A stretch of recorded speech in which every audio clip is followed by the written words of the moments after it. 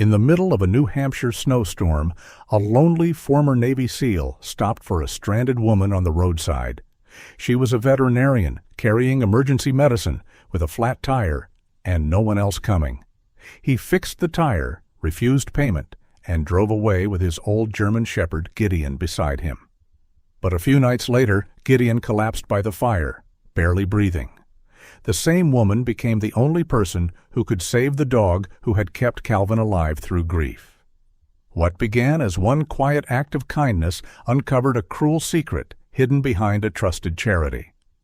Tell us where you're watching from, leave your thoughts after the story, and please like and subscribe to help us reach 5,000 subscribers so we can keep writing more stories like this. White Pine Crossing did not look like a town that kept secrets. In winter, it looked almost too innocent for that. Snow gathered on the steeple of the old stone church, softened the roofline of the hardware store, and turned the railings outside Clarabelle's Cafe into clean white strokes against the morning. The mountains rose behind the town in blue-gray layers, solemn and watchful, while the white pines stood shoulder to shoulder along the roads like old saints who had learned long ago not to interrupt human sorrow. By noon, when the sun came through thin and silver, the whole place could fool a stranger into believing peace lived there. Calvin Rourke knew better. Peace did not live in a place.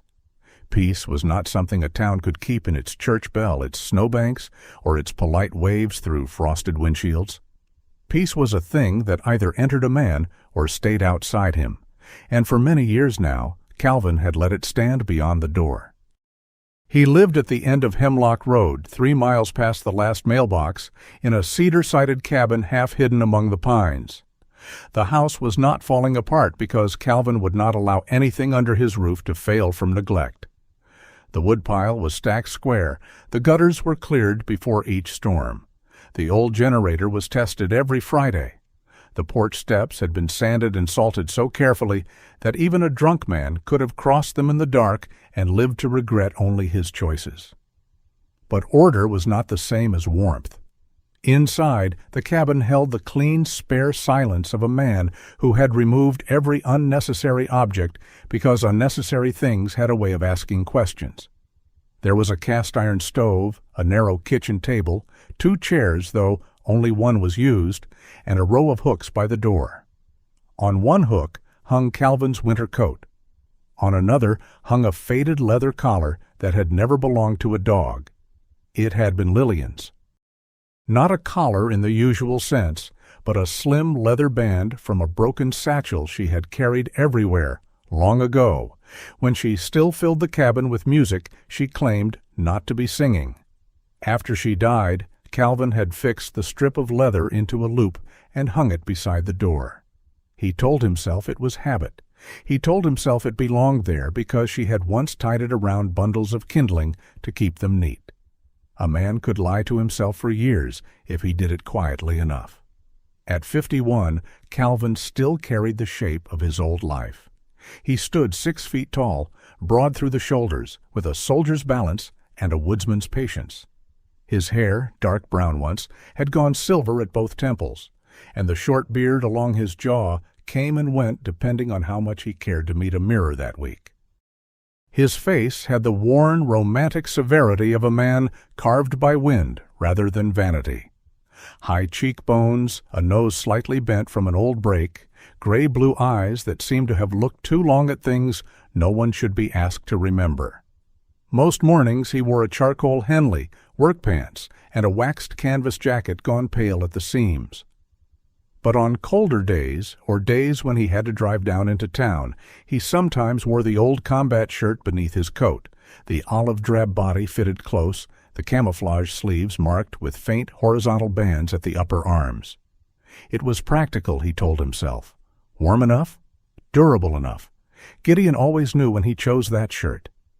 The German shepherd would lift his head from the hearthrug and study him with those amber-brown eyes, as if asking which war they were preparing for this time. "You got an opinion?" Calvin would mutter. Gideon usually answered with a slow blink. He was 9 years old, a working-line German shepherd with a deep chest, strong shoulders, and a black saddle broken by a narrow amber streak along the left side of his spine. His muzzle had silvered around the nose and chin, and a small scar notched the edge of his left ear, making it sit a fraction lower when he was tired. One hip troubled him in cold weather. One ear no longer caught the world as cleanly as it used to. Still, Gideon moved like dignity had bones. He did not bark at passing deer. He did not waste his energy chasing squirrels, though occasionally he gave them a look of such grave disappointment that Calvin suspected the squirrels went home and reconsidered their character.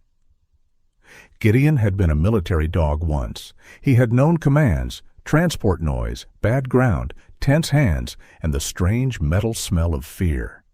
Now he knew the stove, the forest road, Calvin's nightmares, and the hour before dawn when grief most often tried the door. When Calvin woke from those dreams, Gideon was always there, not frantic, not whining, just present. Sometimes his heavy head rested across Calvin's boots. Sometimes his body pressed against the side of the bed. Sometimes, on the worst nights, he placed one paw on Calvin's chest with the weary authority of an old priest blessing a man who did not want to be blessed. "You're a stubborn old beast," Calvin would whisper. Gideon would breathe, and that would be enough to keep the room from swallowing him.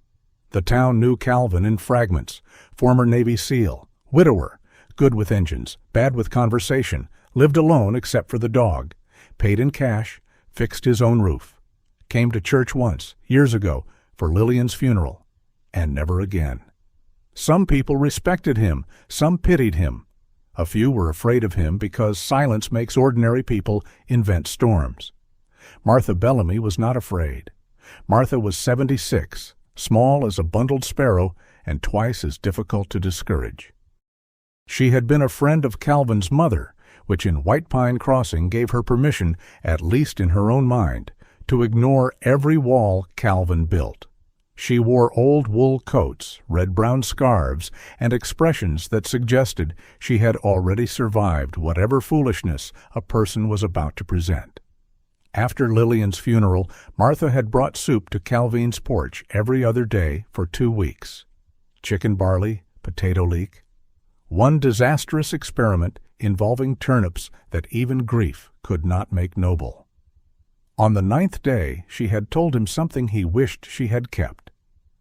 "Lillian called me before she drove out," Martha had said, holding the soup pot against her chest. "She said she wanted the house warm when you came home, said she was making that awful rosemary bread you pretended to like." Calvin had stood in the doorway, unable to move. After that, he stopped answering when Martha knocked. It was not cruelty. At least he hoped it was not. Martha carried Lillian's last ordinary hour in her hands, and Calvin could not bear to see it. Some grief was like a candle, some was like a blade. Martha, through no fault of her own, had become both. So Calvin kept to the forest road. He bought supplies early, avoided long conversations, and never entered the church. Reverend Thomas Hale would sometimes raise a hand from the steps when Calvin drove past. Calvin would lift 2 fingers from the steering wheel, which was the most worship he could manage. He did not hate God. Hatred would have required a kind of intimacy Calvin no longer allowed. What he feared was worse, that God had listened on the night Lillian died, heard every prayer Calvin threw across half a world of distance, and chosen silence. That thought had teeth, so Calvin stopped praying before it could bite him again. The storm came on a Thursday evening. It had been forecast as a light accumulation, which in the mountains meant the sky might either dust the roads prettily or try to erase the county. By 4 o'clock, snow was blowing sideways across the highway. By 5, the pines along Hemlock Road had vanished into white. Calvin had gone into town for kerosene, salt, and a replacement belt for the generator. Gideon rode in the back seat of the truck, wrapped in his usual silence, nose angled toward the heater vent like an old general accepting tribute. The hardware store was closing when Calvin arrived. The clerk, a round-faced man named Owen, tried to make talk about the weather, the Patriots, and whether the county plow crews were worth the taxes people paid them. Calvin gave him 3 answers, all short enough to survive winter. On the way back, the mountain road had narrowed into a tunnel of snow and headlight glare. Calvin drove slowly, both hands on the wheel. The truck tires found the ruts beneath the fresh powder. The heater clicked. Somewhere behind him, Gideon shifted with a soft groan. "I know," Calvin said. "Your hip hates democracy, weather, and apparently Thursdays." Gideon huffed once. The sound almost made Calvin smile. Then he saw the hazard lights. They blinked weakly through the storm, amber against white, half swallowed by the curve ahead. A dark SUV sat crooked on the shoulder near the guardrail, its front tires sagging flat against the snow. Beside it stood a woman in a navy parka, one arm wrapped around a hard-sided medical case, the other hand holding a phone high in the air as if signal might be hiding above her head. 2 cars had passed the scene already, their taillights fading fast. Calvin slowed. For one brief, shameful second, he considered driving on. Not because he did not care, because caring had a cost, and he had spent years keeping his accounts low. A stranded motorist meant conversation. Conversation meant names. Names meant the world getting one finger through the crack in the door. Then the woman turned slightly, and the wind tore her hood back enough for him to see her face. She was younger than him, late 30s perhaps, with dark chestnut hair pulled back, cheeks reddened by cold, and eyes fixed not on her own danger, but on the medical case clutched to her chest. She was afraid, but not for herself. Calvin sighed, pulled over behind the SUV, and switched on his own hazards. "Stay," he told Gideon. Gideon ignored the command by watching him with deep moral disappointment, but he remained in the truck. The wind struck Calvin full in the face when he stepped out. Snow hissed across the road like thrown sand. He pulled his collar up and walked toward the woman. "You hurt?" he asked. She lowered the phone. "No, just stranded. And late." "For what?" "My clinic." Her voice was tight, controlled by effort. "I'm Dr. Elise Carver, the vet in town. Someone left an old dog outside the back door this afternoon. He's crashing, and I have the emergency meds in here." Calvin looked at the tire. Front left. Bad tear along the sidewall. No patching that. "Spare?" "In the back, I think. I tried, but the jack slipped." He glanced at the snow-packed shoulder. "It'll do that." "I can help." "Hold the case." She opened her mouth as if to argue, then looked down at the box in her arms and nodded. Calvin worked without ceremony. He found the spare, set the jack on a flatter patch, and braced it with a board from his truck bed. The lug nuts fought him. The wind tried to steal his gloves twice. Elise stood nearby, shielding the medical case with her body as though it were a child, though there were no children in the storm, only a dying dog somewhere under a clinic lamp and 2 adults pretending the cold was not entering their bones. "You always stop for strangers?" she asked after a while. "No." The answer came out harsher than he meant. She accepted it anyway. "Then I'm grateful for bad habits beginning tonight." He looked up briefly. There was humor in her face, tired but real. Not the bright, easy kind people used at church suppers. The kind made in difficult rooms by someone who had learned that if she did not laugh, sorrow would take up too much space. Calvin tightened the last lug. "Try not to hit anything sharp before town." "I'll add that to my professional goals." He almost smiled again. Almost. When the spare was on and the ruined tire stowed, Elise reached into her coat. "Please let me pay you." "No." "I know it's late and freezing, and you didn't have to stop." "That's right." Her hand paused with the folded bills halfway out. "Then why did you?" Calvin looked past her at the snow sliding over the road, at the dark pines, at the faint amber flash of his truck lights. The honest answer was too large and too broken for a roadside. Because once someone I loved needed help, and I was on the wrong side of the world, because I cannot undo that, because if I drive past need now, I become the silence I hate. He said only, "You needed help, I was here." Elise studied him for a second, not prying, not softening him into a story she could understand. Then she tucked the money away. Behind Calvin, the truck door creaked. He turned sharply. "Gideon?" The German shepherd had stepped down into the snow. "Stay means stay," Calvin said, with absolutely no hope of being obeyed. Gideon walked past him, not quickly. His bad hip made him careful, and the wind flattened the fur along his neck. But there was purpose in him. He went straight to Elise and stopped in front of her. She held very still, the medical case against her coat. Gideon lifted his scarred muzzle and placed it into her free hand. Elise's expression changed. Whatever professional calm she had been holding cracked just enough for wonder to show through. Her fingers curled gently against the silvering fur at Gideon's jaw. "Hello, old soldier," she whispered. Calvin felt something tighten under his ribs. Gideon did not give trust cheaply. He tolerated most people. He ignored many. He judged some with a severity Calvin privately admired. But this was different. The dog leaned into Elise's hand as if he had found a scent he knew from a dream. "Gideon?" Calvin said again, quieter this time. The dog looked back at him. In that look was no command, no warning, no discovery. Only a calm Calvin did not want, a calm that seemed to say the world had not finished sending strangers to his road. Elise withdrew her hand slowly. "He's beautiful. He's old. So are mountains." Calvin had no answer for that. She climbed into her SUV, started it, and lowered the window before pulling away. "Thank you, Mr. Rourke," he said. "Calvin Rourke."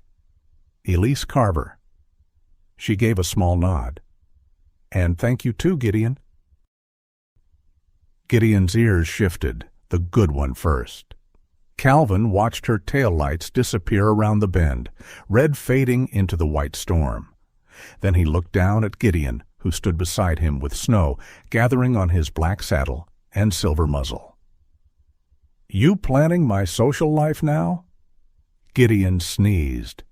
It was, Calvin thought, the most disrespectful answer possible. He opened the truck door and helped the dog climb in. Before getting behind the wheel, he stood a moment in the road, the storm moving around him, the leather loop from Lillian's old satchel tucked against his chest beneath the combat shirt. The night had not changed. The snow still fell. The forest still watched. The church bell in town did not ring, and yet something had shifted, small as a paw print filling with snow. Calvin did not like it, but he remembered it all the way home. 3 days after the storm on the mountain road, Calvin Rourke found Gideon staring at his food bowl as if it contained a difficult moral question. The German shepherd stood in the kitchen with his head lowered, ears uneven, amber eyes fixed on the stainless steel dish. Outside, White Pine Crossing had disappeared again beneath winter's patient hand. Snow pressed against the cabin windows. The pines beyond the porch leaned and whispered. Wind moved through the forest with the long, hollow note of something old dragging its coat across the world. Calvin watched from the stove, one hand wrapped around a coffee mug gone cold. "You planning to eat it or write a sermon about it?" Gideon did not look up. That was the first thing. Gideon had habits carved deeper than most men's beliefs. He rose before dawn. He checked the door before Calvin did. He tolerated his joint supplement with theatrical disgust. And he ate. Not greedily, not like a young dog, but with the steady seriousness of a soldier accepting rations. This morning he had taken 2 bites and stopped. Calvin crossed the kitchen, crouched beside him, and touched the old dog's neck. Warm, maybe too warm. Gideon leaned slightly into his hand, but the weight of that lean was wrong. Too heavy, too tired. Hip acting up? Gideon blinked slowly. The answer, if it was one, satisfied no one. By noon, the snow had thickened. The county alert warned against unnecessary travel. Calvin brought in more firewood, checked the generator, and told himself Gideon was having a bad winter day. Old working dogs had those. Men had them too. You woke with an ache where a memory used to be, and moved through it because the alternative was lying down and letting time bury you. Gideon drank a little water, then lay near the stove. He did not settle into his usual sprawl. He tucked his legs under him, head held low, body tense against some discomfort he could not explain. Calvin tried broth. Gideon turned away. That was the second thing. At 4 in the afternoon, the lights flickered twice. The cabin dimmed, brightened, then steadied. Calvin stood in the living room with his hand still on the lamp switch and felt a prickle move up the back of his neck. He had lived too long with emergencies to trust the quiet before one. Gideon tried to rise. His front paws pushed against the rug. His hind legs trembled. For 1 second, he nearly had himself under control. Then his body folded sideways, not violently, not dramatically, but with a terrible softness, as if some invisible hand had removed the strength from him. The mug slipped from Calvin's hand and broke against the floor. Gideon! He was beside the dog before the coffee reached the cracks between the boards. Gideon's breathing had changed. Shallow. Too quick. His gums, when Calvin lifted the lip, looked pale in the firelight. The old scar on his left ear twitched once. His eyes found Calvin's face, and that was worse than if they had closed. There was no panic in them, only trust. Trust was a cruel thing to place in a man who had already failed the person he loved most. "No," Calvin said, though no one had asked him a question. "No, you don't get to do this." He wrapped Gideon in the thick gray blanket from beside the stove. The dog gave one low sound from deep in his chest, not quite a whine, not quite a protest. Calvin lifted him carefully, feeling the weight of 9 years, old muscle, wet nose, silver muzzle, the body that had stood between him and too many nights. The storm hit him full in the face when he opened the door. Snow came sideways across the porch. It blew under his collar, stung his eyes, filled the beam of the truck headlights with furious white motion. Calvin carried Gideon to the back seat and laid him across the blanket there. For a moment, his hand remained on the dog's ribs, counting. 1 breath, another. Too fast. "Stay with me," he said. It was not a prayer. He would have argued that under oath. The road to town was worse than he expected. Snow had drifted over the ditches and erased the shoulder. The truck crawled between walls of white pine and darkness. The wipers thudded back and forth, losing the argument every few seconds. In the back seat, Gideon's breathing filled the cab, a small broken rhythm beneath the growl of the engine. Calvin drove one-handed for a stretch, the other hand reaching back to touch Gideon's paw. The last time he had felt this useless, he had been across an ocean with a phone pressed to his ear and a chaplain standing 6 feet away, trying to look like a man who had not delivered the same news too many times. Lillian had been gone before he knew the road was icy, gone before he could bargain. Gone before he could form the first word of the prayer he later hated himself for saying. Please. That had been the whole prayer. One word. Apparently not enough. The truck fish-tailed near the bridge outside town. Calvin corrected without thinking, jaw locked so tight it hurt. Gideon shifted and made a weak sound. "I've got you," Calvin said. But the words cracked in the cab, because he had said them before, to a woman on a poor satellite connection, to men bleeding into sand, to himself in the years afterward. Sometimes they had been true, Sometimes they had been only something to say while the world took what it wanted. Elise Carver's clinic sat behind a row of bare maples on the east side of White Pine Crossing, a low building with a green metal roof and a sign shaped like a paw print. Half the sign was buried in snow. A single porch light burned over the entrance, wavering as the power struggled. Calvin pulled in crooked, left the truck running, and carried Gideon inside. The clinic smelled of disinfectant, damp fur, and generator exhaust, drifting faintly from somewhere behind the building. The reception area was dark except for 2 battery lanterns on the counter. A calico cat watched from atop a filing cabinet with the cold authority of a judge. Somewhere in the back, a dog barked once and stopped. Elise came through the swinging door from the treatment room, wearing teal scrubs under a cream fleece jacket, her hair twisted into a loose knot at the nape of her neck. There were shadows under her eyes, and a penlight was clipped to her pocket.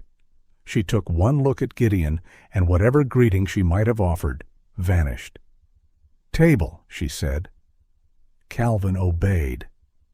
That was the beginning of the night, not with comfort, not with questions, but with work. Elise moved fast without seeming hurried. She checked Gideon's gums, temperature, pulse, and pupils. She listened to his chest. She slid a hand along his abdomen and watched his reaction. Calvin stood near the table, useless as furniture, while the old dog lay wrapped in the gray blanket, his black saddle dusted with melted snow. "How long has he been like this?" Elise asked. "Off food this morning, weak by noon, collapsed 20 minutes ago." "Vomiting? Diarrhea?" "No." "Any new medication?" "No." "Any new food, treats, supplements?" Calvin hesitated. The hesitation mattered. Elise looked up. "What?" He rubbed one hand over his mouth. "There was a delivery last week. K-9 Retirement Support Program. Food, joint chews, some pamphlet about winter care. Gideon's had 2 meals from the new bag." Elise's hand stilled for half a second on Gideon's shoulder. Only half a second. But Calvin saw it. "What?" he asked. "I don't know yet." That wasn't no. "No," she said carefully. It wasn't no. The lights flickered again, then died. For one breath, the clinic went black. Then the emergency lanterns glowed harder, turning Elise's face pale gold and shadowed at the edges. From the back room came a chorus of unsettled movement. Claws against cage floors, old dog shifting, one frightened whimper. The generator coughed outside, caught, and began to hum unevenly. Elise exhaled through her nose. Of course. Power's out? Partially. Generators keeping the essentials, but not everything. She reached for a drawer and pulled out gloves, syringes, collection tubes. "I need blood and urine samples. We're going to start fluids. His temperature's unstable, and his perfusion isn't where I want it." "You think it's poison?" "I think he's showing signs that don't fit simple age-related decline." She inserted the needle with practiced care. Gideon barely reacted. Could be toxin exposure, could be metabolic, could be something affecting liver or kidney function. "I'm not guessing my way through your dog." The words landed harder than comfort would have. Calvin had not known until that moment how badly he needed someone in the room who refused to pretend. Elise worked under lantern light. The storm rattled the windows. The generator groaned. Calvin watched blood fill a small tube, dark and real, and felt the room narrow around it. Elise labeled the samples, then opened the bag of food Calvin had brought in from the truck. She held a handful under her nose, not theatrically, just enough to notice. A faint crease appeared between her brows. "What?" Calvin said again. She turned one piece beneath the light. "This bag's from Greer's program?" "That's what the label said." "Nolan Greer? Is there another Greer handing out dog food in this town?"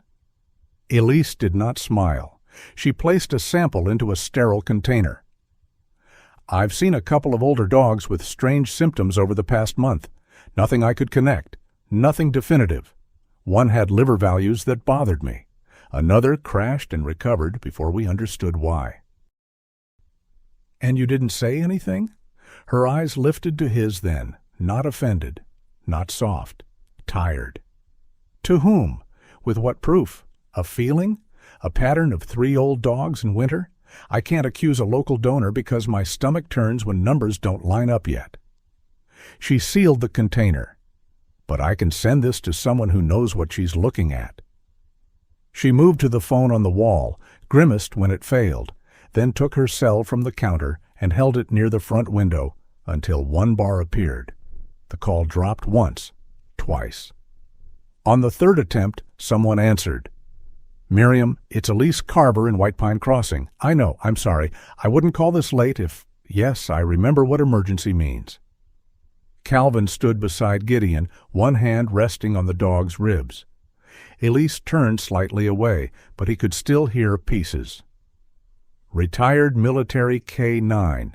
Acute weakness, pale gums, unstable temperature, possible toxin exposure. I'm sending blood, urine, and food samples as soon as Route 16 opens. I need you to run heavy metals, preservatives, renal and hepatic panels, whatever you think fits." A pause. "No, I'm not saying it's the program." Another pause, longer. Then Elise's voice changed, became quieter. "I'm saying I'm afraid it might be." That was the moment the night became larger than Gideon. Not less personal. More. Calvin looked at the old dog on the table, the silver muzzle, the amber eyes half-lidded with exhaustion, and felt anger rise in him. Clean, hot, useful anger. He almost welcomed it. Anger had edges.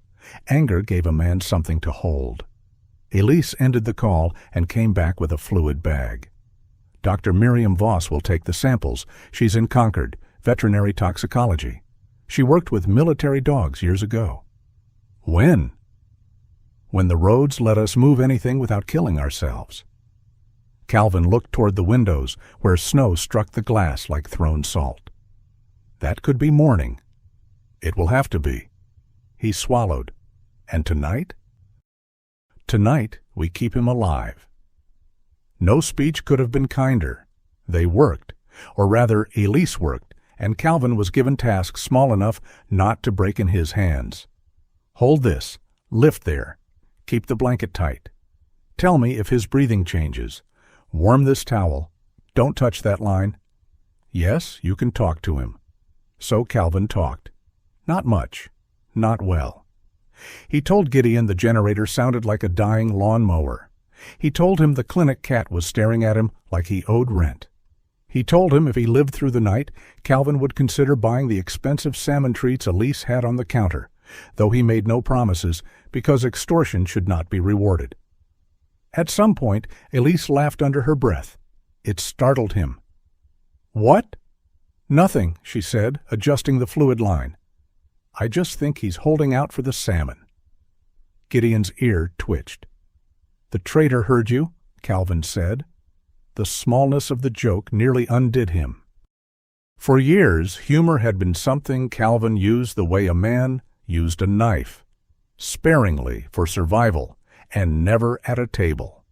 Here, under emergency lanterns, with his dog hovering near the edge of something unseen, the joke did not feel like escape.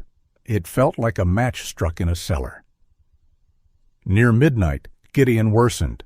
His breathing became shallower. His temperature dipped. Elise's face tightened as she added warmed fluids and adjusted the blankets.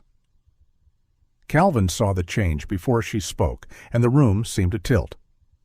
"Tell me what to do," he said. "Keep your hand here." She guided his palm to Gideon's chest. "Let him feel you." "That helps?" "For some dogs, yes." "For him?" Elise looked at Gideon, then at Calvin.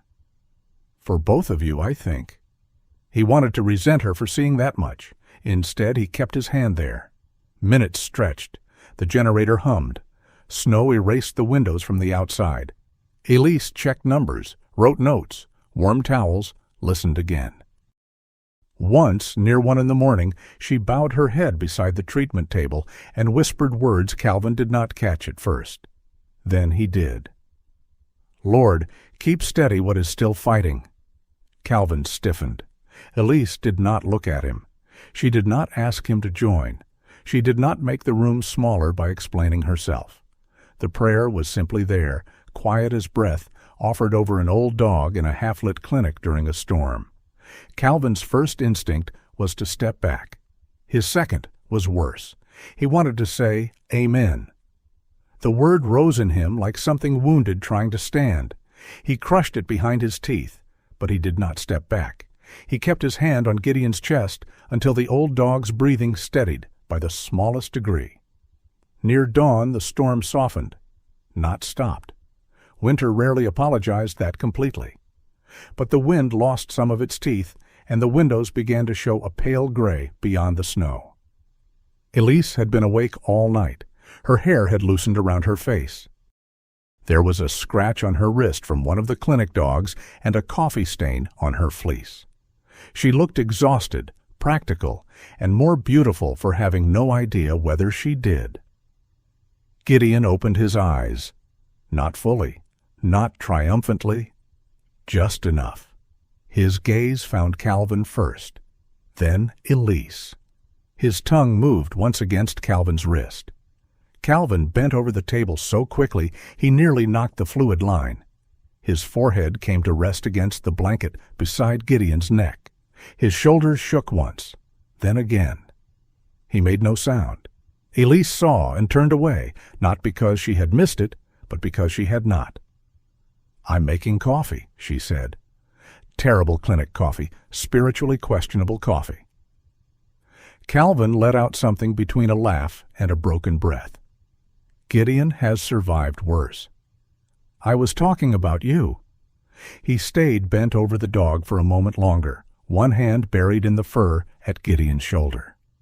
The old German shepherd breathed beneath his palm. In, out. Fragile, but present. When Calvin finally stood, Elise was at the counter with 2 mugs, her back to him. "He's not out of the woods," she said gently.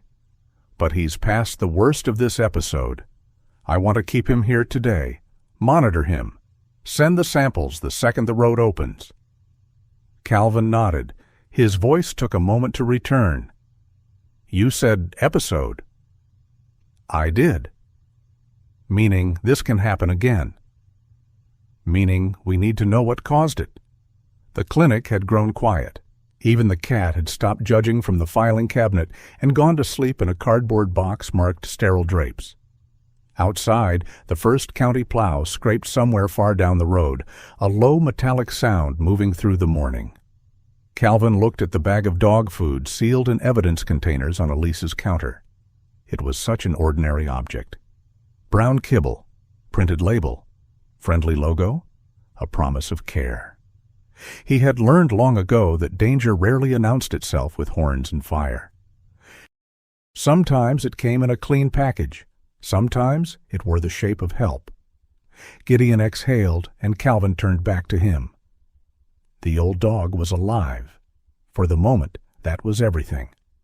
But as the dawn spread pale over the clinic windows, Calvin understood with a coldness deeper than the storm outside that the night had not ended anything. It had opened a door. By noon the next day, the storm had loosened its grip on White Pine Crossing, enough for the roads to become passable in the way mountain roads became passable, technically open, morally questionable. A county plow had carved a rough lane down Main Street. Snowbanks rose on either side like the walls of a pale fortress, and every passing truck threw up a white spray that glittered briefly before falling back into the road. The church steeple wore a crooked cap of snow. The hardware store had a handwritten sign taped to the door that read, "Salt limit 2 bags.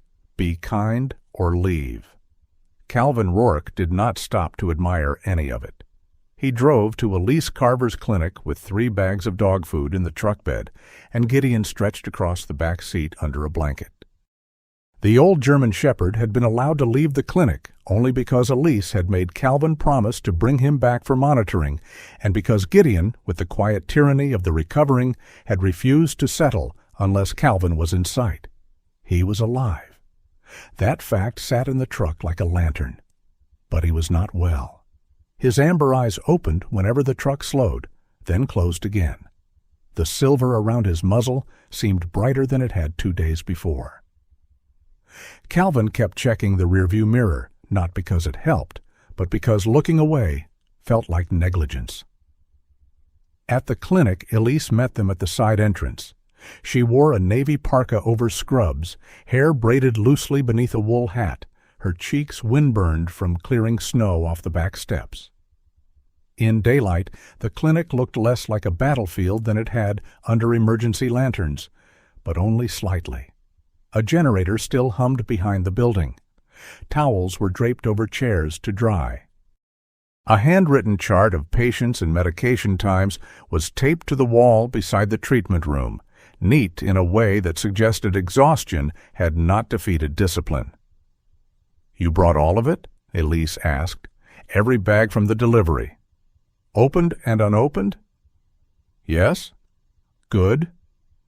Calvin looked past her into the clinic. "Samples?" "On their way to Concord.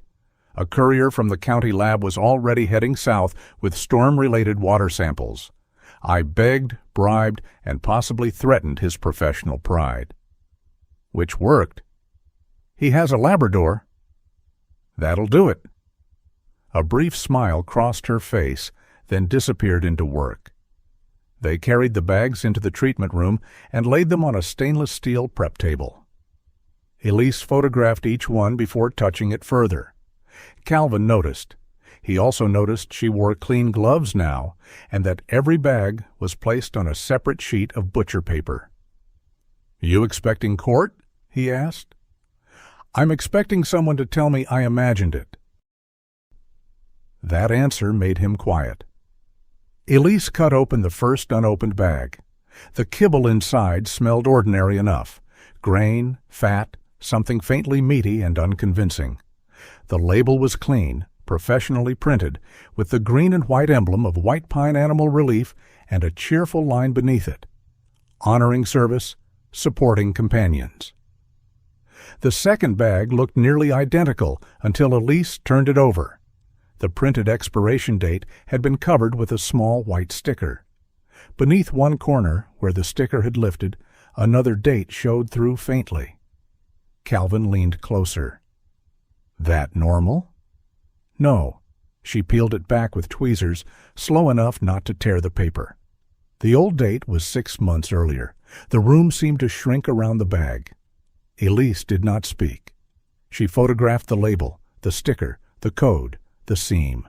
Then she opened it. The smell was not strong. That almost made it worse. A faint metallic edge rode under the normal food odor, thin and cold, like pennies held too long in a wet palm. Gideon, lying on a padded mat near the wall, raised his head. Not much, just enough. His ears shifted unevenly. His nostrils worked once. Then he lowered his muzzle back to the blanket and gave a small, displeased breath. Calvin looked at Elise. She had heard it too. "Don't make that mean more than it does," she said. "I didn't." "You did with your face." "My face has poor operational security." This time her smile stayed a second longer. Then the clinic phone rang. Elise answered, listened, and straightened slightly. "Miriam, tell me." Calvin did not move. Elise's expression changed by degrees, not dramatically. Her brows drew together. Her mouth flattened. She reached for a pen and wrote on a yellow pad, fast and hard enough for the paper to complain. "Yes, older dogs would be more vulnerable," she said, "especially with pre-existing hepatic compromise." "What about renal stress, and if the product was stored damp? That would accelerate." "Yes?" "Yes, send me the preliminary in writing. No, I'm not using your name to start a war." A pause. "I know. Thank you." She hung up and stood with her hand still on the receiver. Calvin waited. Elise turned. Preliminary only, not final. But Miriam found signs consistent with improper preservation and possible contamination from industrial storage conditions. Nothing that says, here is one dramatic poison with a skull drawn on it. This is uglier, chronic exposure risk, especially for older dogs, working dogs with prior organ stress, dogs already medically fragile. Calvin looked down at Gideon. So it doesn't kill all of them? No. Just the ones easiest to explain away. Elise did not answer. She did not need to. That was the moment anger changed shape in Calvin. Last night it had been fire, immediate, blunt, a hand looking for a door to break. Now it became something colder and more dangerous, a line being drawn. On the table, two nearly identical bags of food sat side by side, one truth for photographs, one truth for the forgotten. Elise removed her gloves and rubbed both hands over her face. I need help with the records. What records? Donation logs, distribution lists, invoices, purchase orders, if I can get them. White Pine Animal Relief sends me promotional material, but the actual sourcing goes through Greer's office. If this is storage negligence, it's bad. If it's intentional separation of lots, it's worse. You know someone who can read that mess? I know the best person I wish I didn't have to call.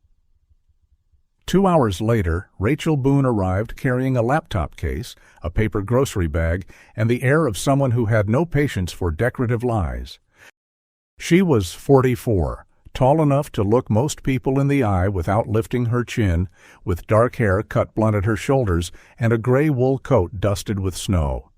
She wore practical boots, thin leather gloves, and glasses she pushed onto the top of her head the moment she stepped inside. Her face was composed, but not soft, the kind of face that had learned numbers could bleed if one knew where to look. I brought muffins, Rachel said, handing the paper bag to Elise. They're not kindness. They're leverage. Nobody works well hungry. Elise took the bag. Good to see you, too. Rachel's eyes moved to Calvin, not rudely, efficiently. Calvin Rourke? He nodded. Rachel Boone. I audit veterinary nonprofits and animal welfare funds. Occasionally, I ruin luncheons. Good hobby. Not a hobby. She sat up at the small desk in Elise's office, which was hardly an office at all. A narrow room with medical manuals, stacked invoices, vaccination reminders, 2 dying plants, and a framed photo of Elise holding a 3-legged beagle wearing a sweater with ducks on it. Rachel plugged in her laptop, opened a notebook, and uncapped a red metal pen. Calvin saw the pen and somehow trusted her more. Elise handed over printed promotional sheets, donation summaries, and the public filings available online. Rachel read without commentary for nearly 10 minutes. She clicked, wrote, clicked again, then drew a slow red line beneath a number. There, she said. Elise leaned in. Calvin stayed by the door, arms folded. Rachel tapped the paper. White Pine Animal Relief reports purchasing premium Senior K9 nutrition at market rate from North Star Provision Group. But North Star's listed address is a warehouse rental office in Laconia, and their registered agent manages 6 other Shell distributors. Shell? Calvin asked. Companies with a name, a mailbox, and very little soul. Elise looked tired. Can you prove the food came from somewhere else? Not yet, but they're reporting costs consistent with high-grade specialty food while distributing something that may have been relabeled from distressed inventory. If I find split invoices, mismatched freight weights, or separate lot routing, then we have a spine. Calvin watched her work. There was nothing heroic about it in the way people told stories. No chase, no blizzard, no dog standing before danger. Just a woman with a laptop and a red pen, following numbers down a hole.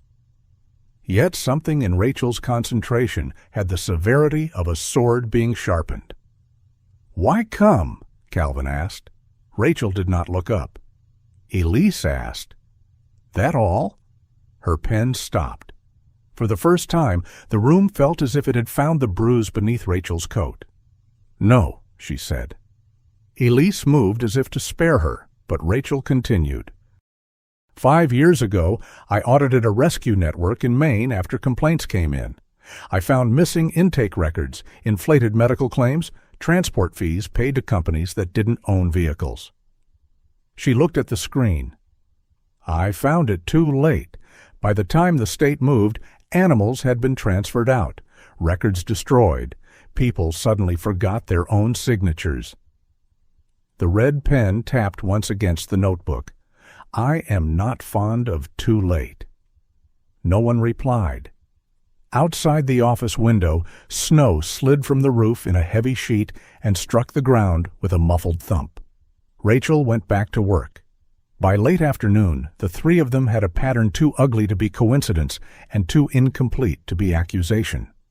Promotional events in town showed Greer distributing glossy, properly labeled food. Photographs in the local paper featured healthy dogs, smiling veterans, and Nolan Greer kneeling in a camel overcoat with one gloved hand resting on a German shepherd's head. But rural deliveries told another story. The distribution spreadsheet, pulled from a volunteer email Elise had saved, showed certain households receiving winter support packs marked with alternate lot codes.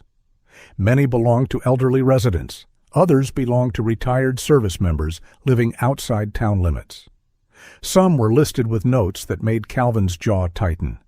Limited mobility, no transport, lives alone, owner resistant to surrender discussion. Elise read that last line twice. "What does that mean?" Calvin asked. Rachel's expression was grim.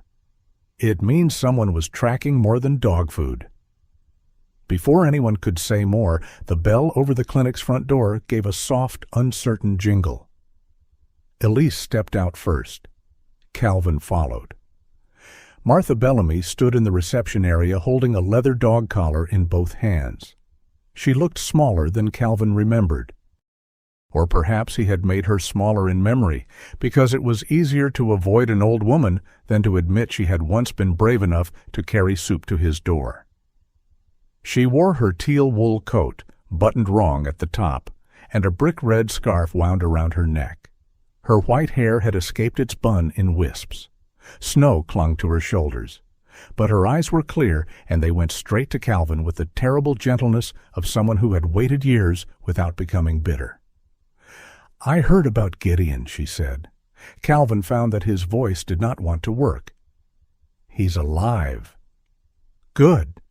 She nodded once, as if accepting a mercy on behalf of the whole town. "May I see him?" He almost said no out of habit. Then Gideon lifted his head from the mat in the treatment room and gave one quiet breath. Martha turned toward the sound. Calvin stepped aside. She walked slowly to Gideon and knelt with care, one hand braced on the table. The old German shepherd watched her approach. When she held out her fingers, he sniffed them, then rested his chin near her knee. Martha's mouth trembled. "I had one like you," she whispered. "Not the same. No one is the same, but close enough to break a person twice." Elise's face softened. "Martha, what happened?"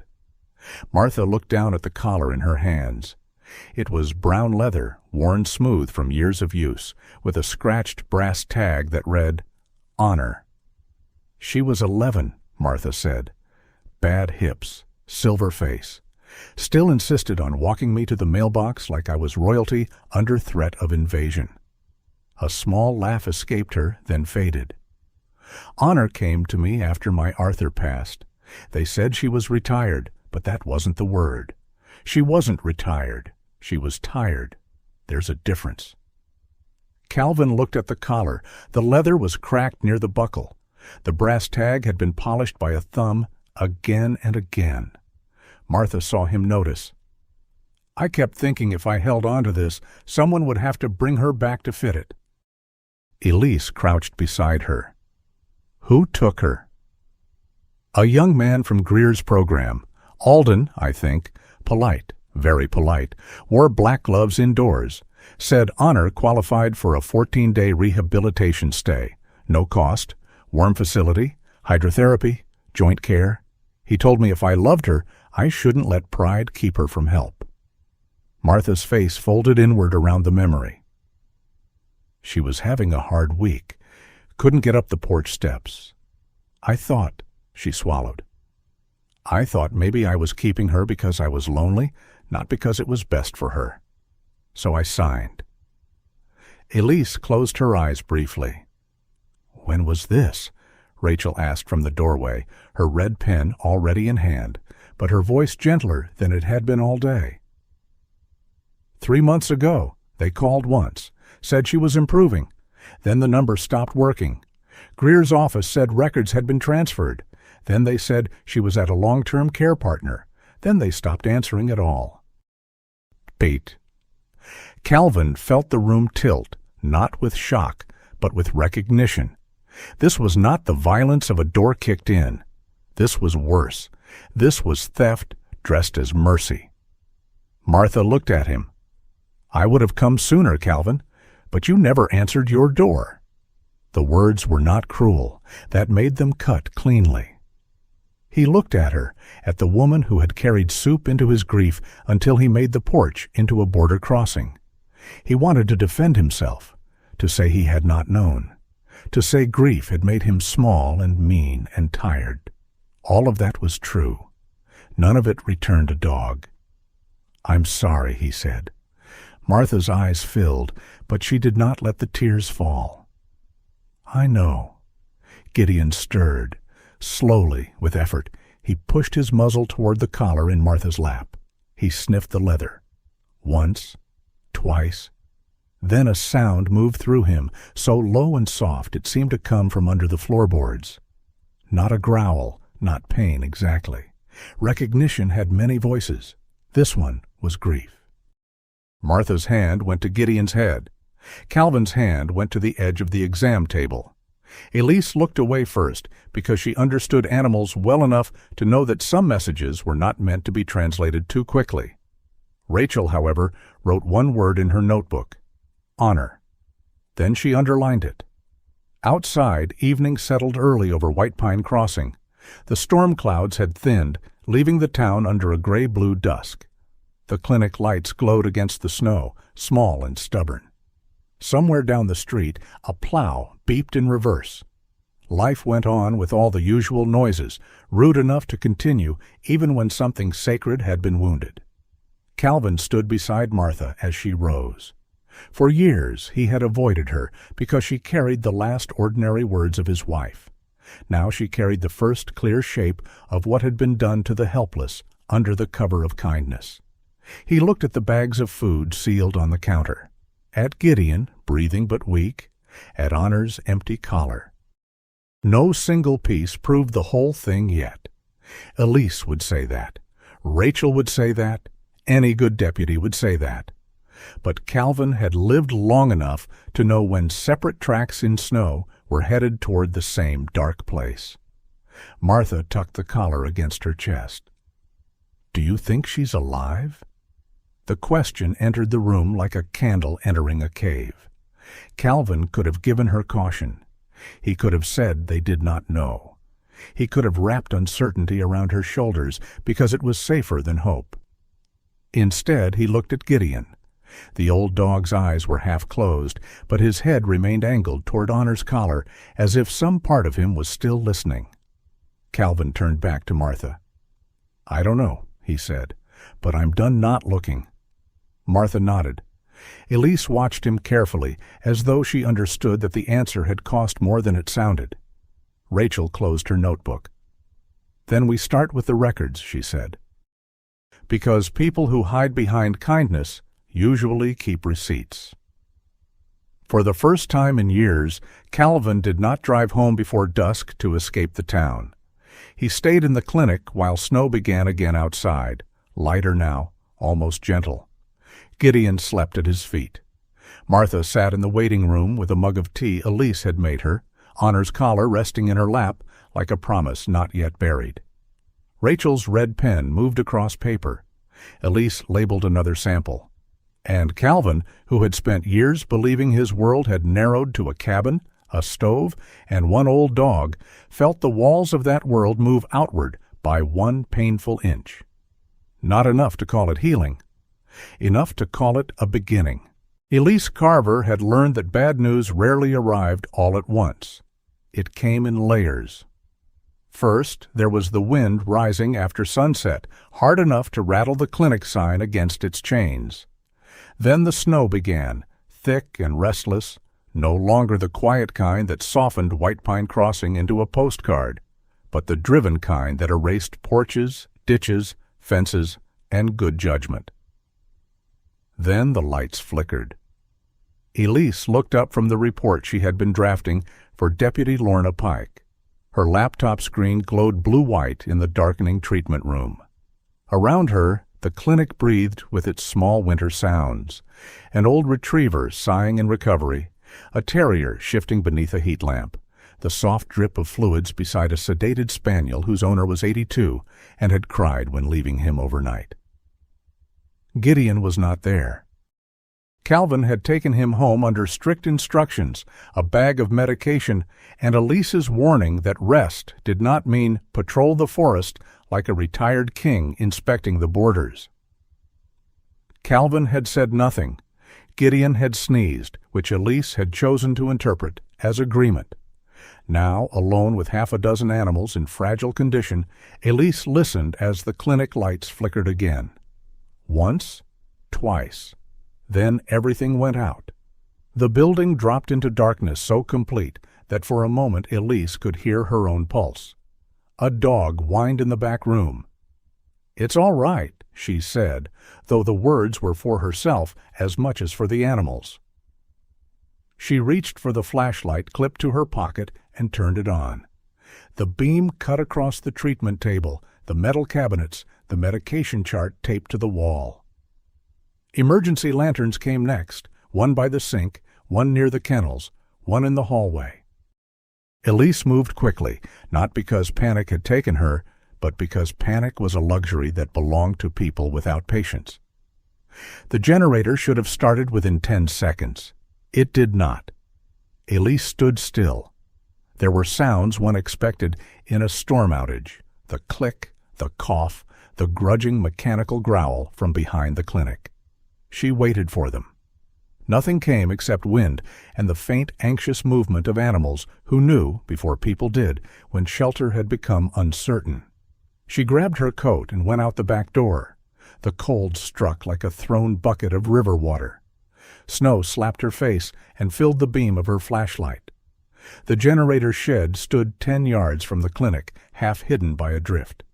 Elise pushed through to it, boots sinking deep, one gloved hand against the wall for balance. At first glance, everything looked normal. That was the cruelest part. The generator sat where it should. The fuel line was covered, the panel was shut. But when Elise lifted the latch and aimed the flashlight inside, she saw the cable dangling loose, its connector pulled free. Not snapped by ice, not shaken loose by weather. Pulled.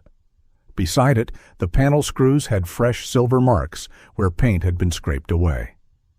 Elise did not move for several seconds. Snow gathered on her shoulders.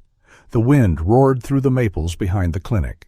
In the flashlight beam, the disconnected cable looked almost harmless, like a black snake asleep in a box. Someone had wanted the clinic dark. Her first instinct was to call Lorna. Her second was to check the animals.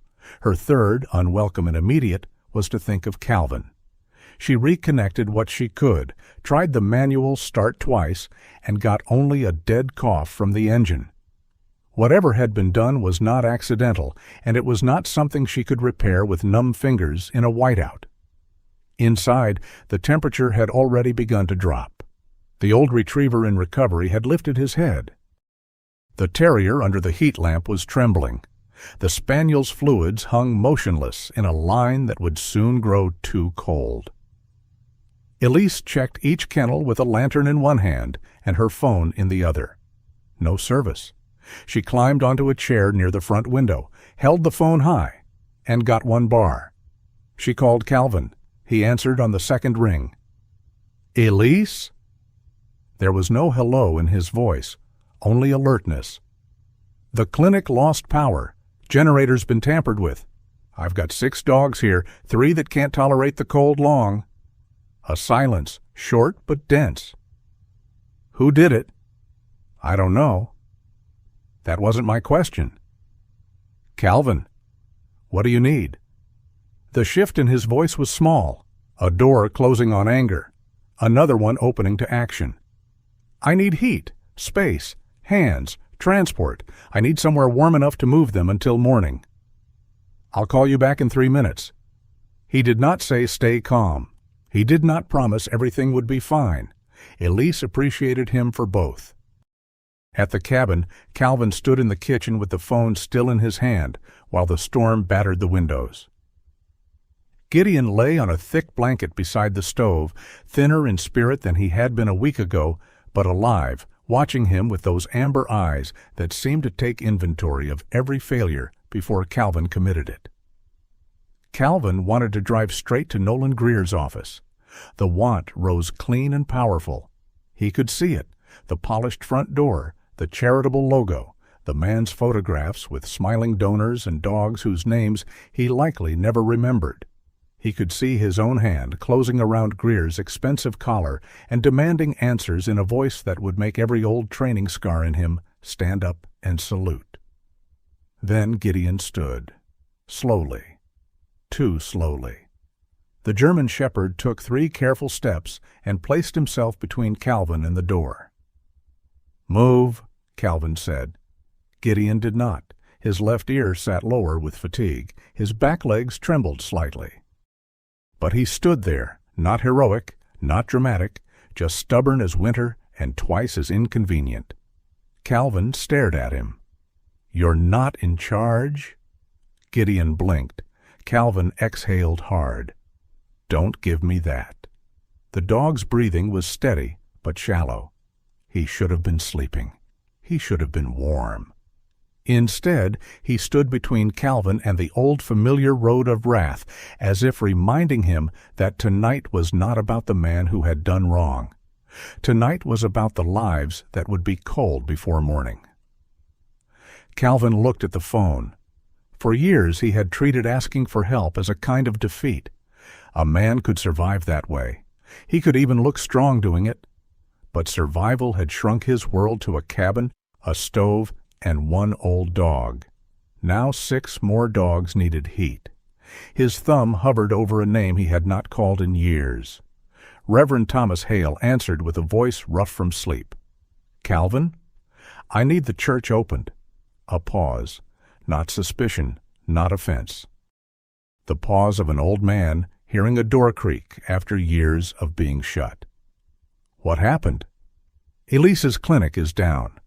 Generator sabotage, maybe. Dogs in recovery. They need heat." "I'll open it." "No questions?" "Many," Hale said. "None before the key turns." Calvin almost ended the call, then forced himself onward. "Martha Bellamy needs to know." "She's already on my emergency call list." "Of course she is." "And Calvin?" "What?" "I'm glad you called." Calvin ended the call before that sentence could find a place to sit in him. He called Rachel Boone next. She answered like someone who had been awake with spreadsheets and suspicion. "If this is about invoices, I found clinic's power is out. Generator tampered with. Elise is moving dogs to the church." Rachel went silent. Then, "I'll bring the lot records and collection bags." "Bring blankets." "I can do both." Deputy Lorna Pike answered from what sounded like a patrol vehicle. Wind thudded against her microphone. "I'm already out," she said after Calvin explained. "Tree down on County Road. I'll swing by the clinic. Nobody touches the generator but me or utility. You hear me?" "I hear you." "That means you too, Rourke." "I said I hear you." "Good. try obeying it as a novelty. He might have disliked her if she had been less useful. Within 20 minutes, White Pine Crossing began to move in ways Calvin had not seen in years. The old stone church stood at the center of town, its steeple barely visible through the blowing snow. Its doors had been painted red long ago, and the paint had weathered into something deeper than color, almost like dried blood against stone. Reverend Hale reached them first, wearing boots, a black coat thrown over a gray cardigan, and a scarf wrapped so badly it looked as if it had lost an argument with his neck. He was 67, narrow-shouldered and white-haired, with a trimmed beard and pale eyes behind metal-framed glasses. He moved slowly until something needed doing. Then he moved with a surprising economy, as though age had taken speed but left purpose. He unlocked the church and stepped inside. The air was cold but not bitter. The furnace kicked on after 2 attempts. Hale turned up the heat, then stood for a moment in the center aisle beneath the dark wooden rafters. On the wall near the vestibule hung a small brass plaque thanking Nolan Greer and White Pine Animal Relief for the generous roof restoration fund. Hale looked at it. He had passed that plaque for 3 years without feeling anything stronger than gratitude. Now it seemed to watch him back. By the time Calvin arrived with Elise and convoy behind him, the sanctuary lights were on, gold pooling over the pews and stone floor. Martha Bellamy was already there, in her teal coat and brick-red scarf, carrying a pot of soup, wrapped in towels, as if soup were a sacrament. She had brought blankets, too, 3 bags of them, all folded, because Martha believed even emergencies should have manners. Rachel came in with a laptop case over one shoulder and 2 armloads of clean towels. Deputy Lorna arrived last, tall and square in her navy winter uniform, snow-crusted along the brim of her hat. Her flashlight was bright orange, old and scarred from years of rescue work. She took one look at the sanctuary becoming a clinic and began issuing instructions as if she had been waiting all her life to organize chaos under stained glass. Pews on the left for stable dogs, front right for critical. Keep the center aisle clear, no candles near blankets. Anyone without a job gets one or goes home. Martha handed her the soup pot. You're bossy. County-issued flaw. Good, hold this. And somehow Lorna did. They moved the dogs one by one. Calvin carried the old retriever, a golden-faced creature named Amos, whose legs had stiffened from age and cold. Elise carried the terrier wrapped in 2 towels, murmuring to him with professional tenderness. A volunteer from the gas station brought crates. Owen from the hardware store arrived with extension cords and a bag of chemical hand warmers. No one asked who had called whom. In small towns, news traveled faster than virtue and nearly as fast as fear. Gideon came with Calvin, despite Elise's disapproval. He moved slowly, wearing a thick blanket clipped around his chest, and settled near the first pew where he could see both Calvin and the doors. "You are supposed to be resting," Elise told him. Gideon looked away with the solemnity of a king refusing a minor treaty. Martha sat beside him and scratched gently behind his good ear. "Men and shepherds," she said, "both impossible after 50. "He's 9, Calvin said. "In shepherd years, that is, retired bishop." Reverend Hale, passing with a tray of mugs, gave a quiet laugh. The sound did something strange to the room. People began to breathe, not relax, not yet. But breathe. By 11, more townspeople had arrived than Calvin expected. Some came with blankets, some with heating pads, some with only curiosity poorly disguised as concern. They stood beneath the stained glass windows, stamping snow from boots, looking at the dogs arranged along the pews, and the vet moving from one to another, like a field nurse in a chapel. Then they began to talk. Not loudly at first. A man named Mr. Bell from the feed store said he had seen Greer's delivery truck behind the old rescue center after midnight twice that month. A widower from Pine Lane said his neighbor's spaniel had gotten sick after one of the winter support packs. A woman with a purple hat admitted her brother had signed surrender papers for his old K9 after being told the dog needed specialized behavioral care. Rachel started collecting names, dates, lot numbers, addresses. Her red pen moved across paper with merciless grace. Deputy Lorna took statements in a side pew, her face unreadable but her eyes sharpening with each account. Elise examined every dog who came in, whether patient or visitor. She asked about food, symptoms, delivery dates. She worked with her sleeves pushed up and her hair falling loose around her face, less like someone uncovering a conspiracy than someone refusing to let neglect have the last word. Calvin stood near the center aisle, one hand resting on Gideon's blanket. For years he had believed the town had forgotten how to gather for anything but bake sales, funerals, and weather complaints. Now he saw something else moving under the surface. Shame, yes. Fear. But also the older instinct that had built barns before contractors and carried casseroles before grief had a name. Reverend Hale came to stand beside him. "I should have asked more questions," Hale said quietly. Calvin looked at him. The old pastor's eyes were on the brass plaque in the vestibule. "Greer paid for the roof after the ice damage. I thanked him from the pulpit, put his name on the wall, told people generosity still lived in White Pine Crossing." "You didn't know?" "No," Hale said, "but I enjoyed not needing to know. There's a difference." Calvin had no answer.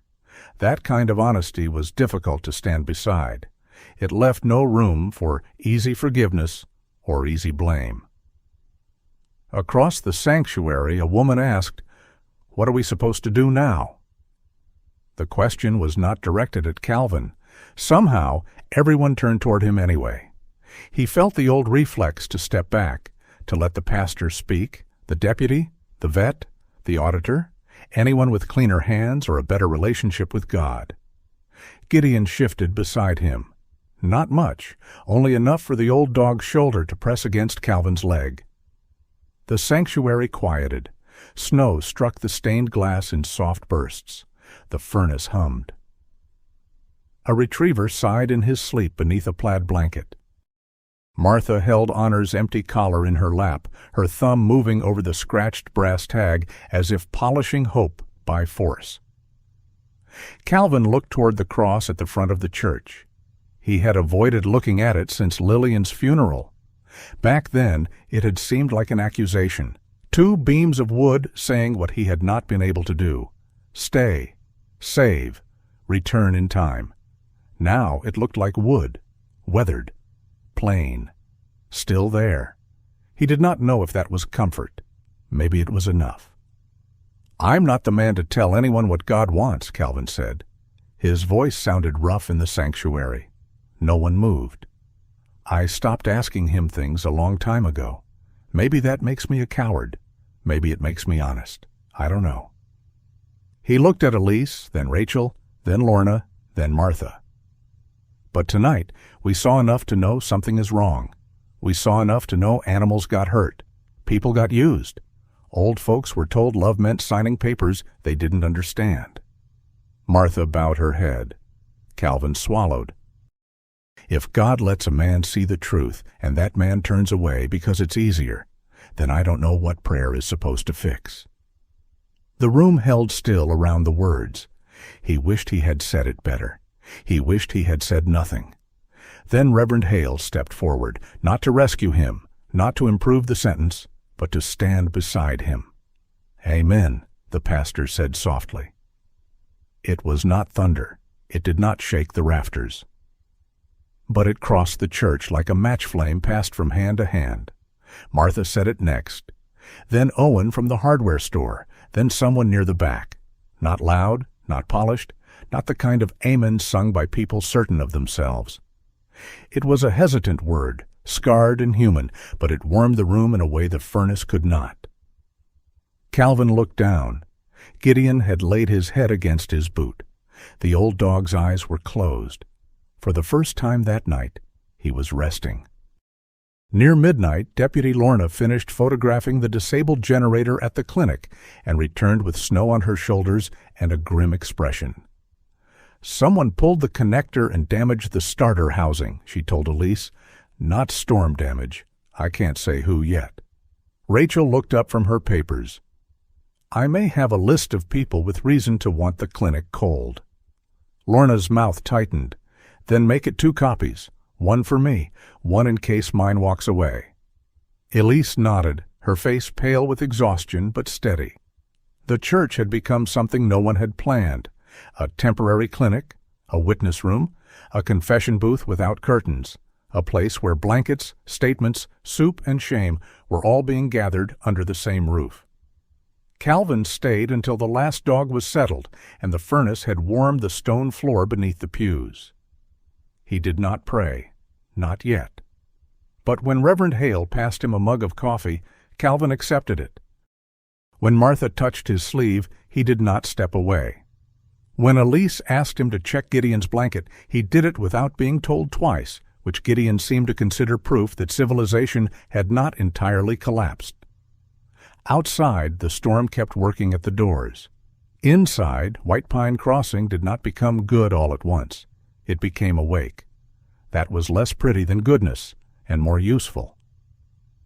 Near 1 in the morning, Calvin stood at the back of the sanctuary and looked down the center aisle.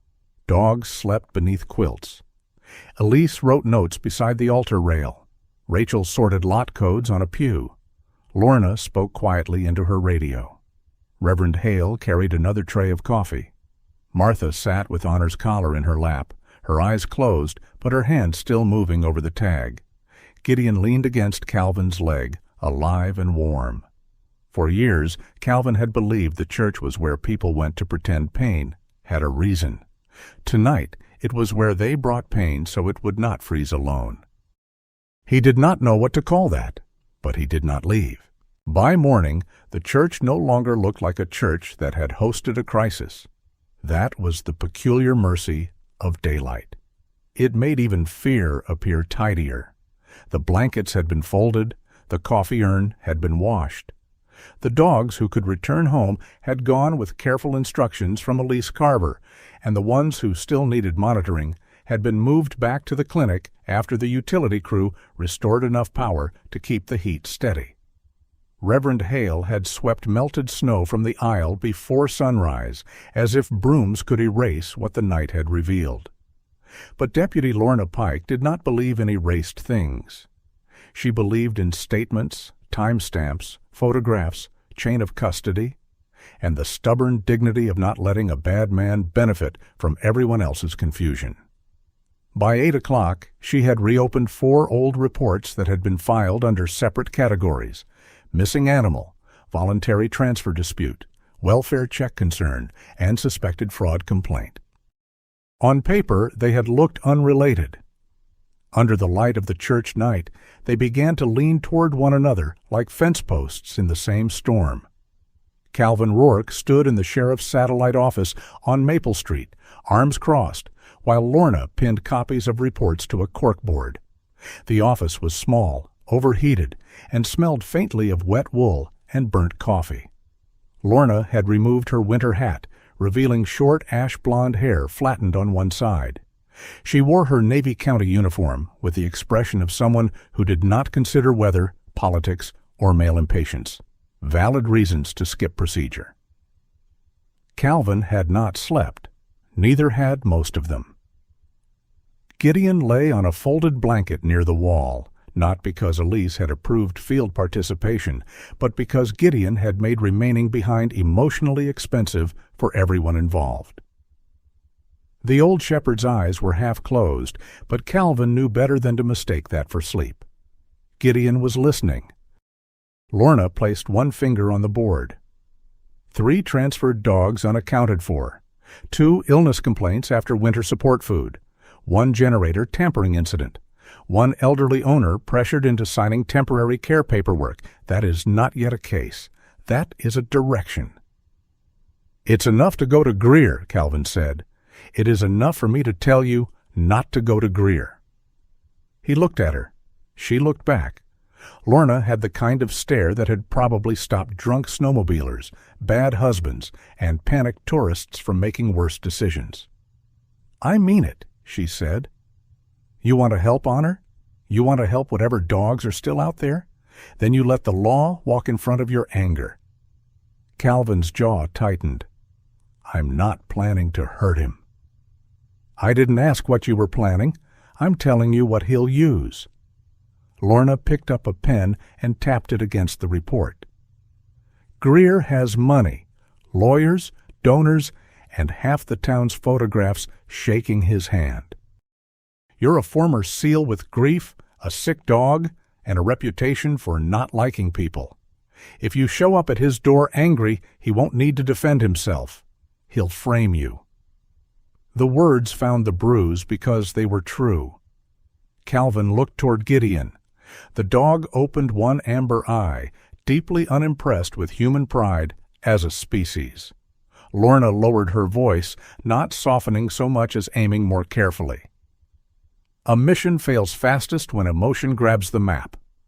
Calvin turned back to her.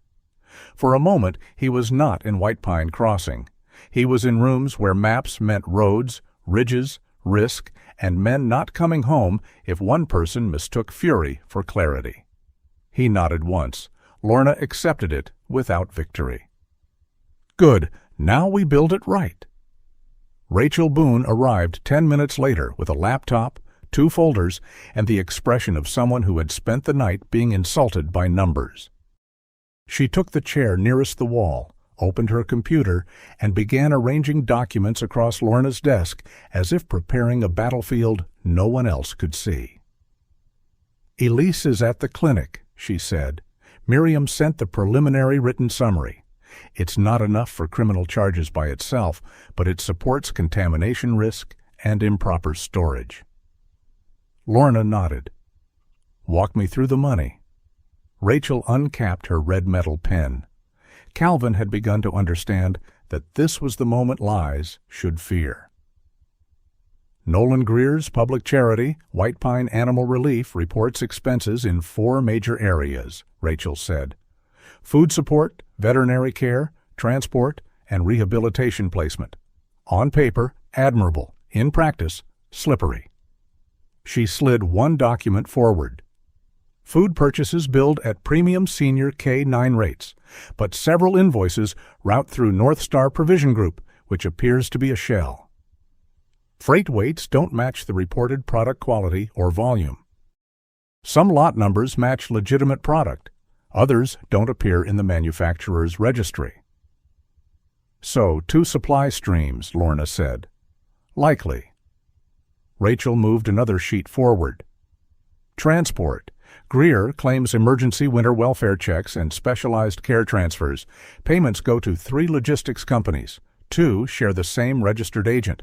1 has no listed fleet, but receives mileage reimbursement. Calvin stared at the clean columns of numbers. There was something obscene about it.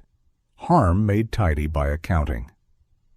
"And rehabilitation?" he asked. Rachel's mouth tightened. "That's where it gets colder."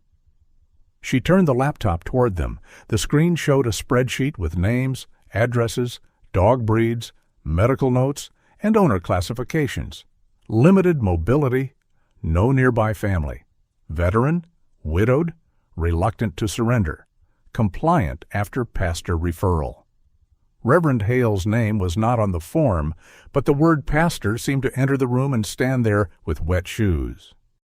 Rachel continued.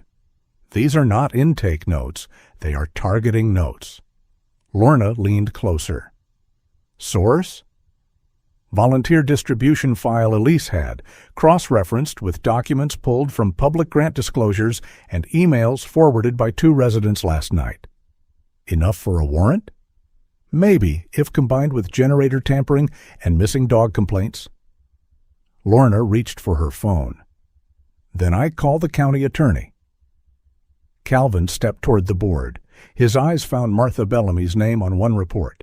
Beside it, Honor, German Shepherd, female, 11, transferred for 14-day rehabilitation.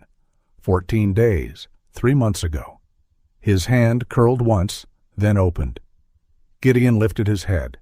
Calvin forced himself still. By noon, Deputy Lorna had what she needed to request a limited search warrant for the old animal relief warehouse behind the former rescue center on Frost Road. The county attorney was cautious. Lorna was more cautious. Rachel was merciless.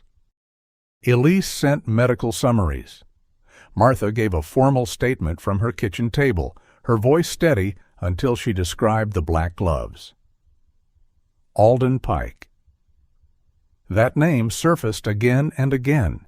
He was 42, Greer's operations assistant, a thin man with pale skin, neatly combed light brown hair, and a manner so polite it felt polished instead of kind.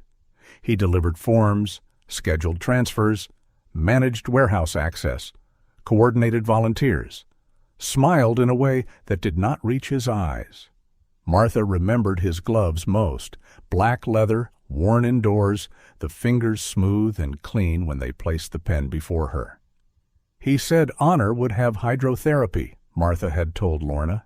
He said I was brave for doing the loving thing. No one in the room had spoken for several seconds after that, because cruelty spoken gently is harder to forgive. The warrant came through just after 3. They drove to Frost Road in a small convoy, Lorna in the lead, 2 county deputies behind her, Rachel with her laptop case and files, Elise carrying medical supplies in case live animals were found, and Calvin in his truck with Gideon lying in the back seat. Elise had argued against Gideon coming. Calvin had agreed. Gideon had disagreed by refusing to get out of the truck, which settled nothing, and somehow settled everything. He stays in the vehicle unless I say otherwise, Elise told Calvin. Yes? I mean it. I said yes. You say yes like a man who thinks yes is a flexible concept. That's unfair. It's informed. The old warehouse sat behind the abandoned rescue center, half hidden by snow-laden pines and a chain-link fence bent inward near the back. The building had once stored donated feed, kennels, crates, blankets, medicine, good things, necessary things.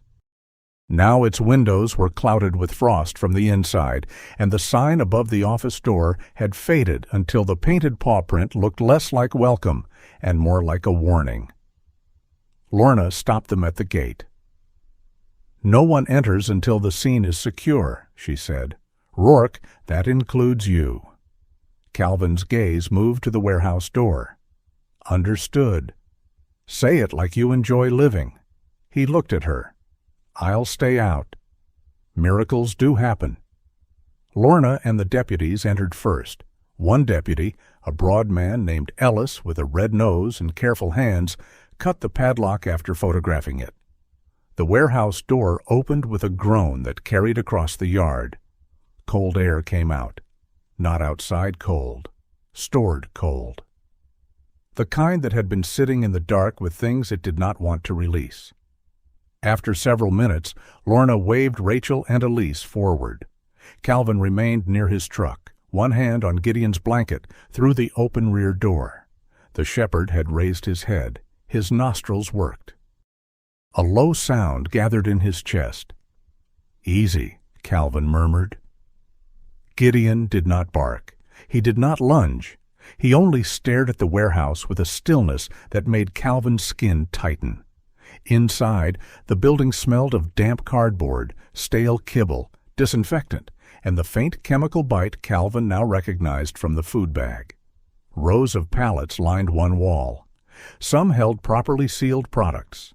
Others held mismatched bags, relabeled containers, and boxes with shipping stickers peeled away. Elise stood beside a shelf of expired veterinary medication, her face pale with anger kept under discipline. "This was distributed?" she asked. Rachel photographed labels. "Or billed as distributed." On a metal table near the back, Lorna found plastic bins filled with collars. Not hundreds. Enough. Leather collars, nylon collars, military-style working collars with worn handles. Tags removed and sorted into separate envelopes. Names written in black marker. Buster, Maple? King? Sable? Honor? Elise closed her eyes. Calvin saw the movement from the doorway where he had been allowed to stand only after Lorna cleared the front section. He did not cross the line marked by Lorna's outstretched hand. He looked at the tag through the cold air between them. Honor, small brass, scratched. Not Martha's collar, the tag from another record set, another layer of proof that someone had taken a living creature and reduced her to an envelope. Rachel found the binders in a locked file cabinet. One of the deputies opened it under Lorna's supervision. Rachel lifted the first binder as if it were something diseased. The labels were clinical. Temporary care transfer, long-term wellness placement, behavioral rehabilitation, working placement, evaluation, words clean enough to serve dinner on. Inside were forms signed by elderly owners, veterans, guardians, caregivers. Some had shaky signatures, some had initials in places where important language was buried in small print. Many contained notes in a different handwriting. Owner emotionally attached. Mention quality of life. Emphasize winter risk. Suggest professional care. Calvin felt Elise beside him before he looked. She had come to the doorway, arms folded tight against her coat. Her eyes were bright, but not with tears, with fury. He made love sound selfish, she said. Calvin did not answer. That was exactly it. Greer's system had not begun by stealing dogs. It had begun by convincing lonely people that keeping them was the crueler choice. Rachel called from the back office. "Lorna!" Something in her voice changed the room.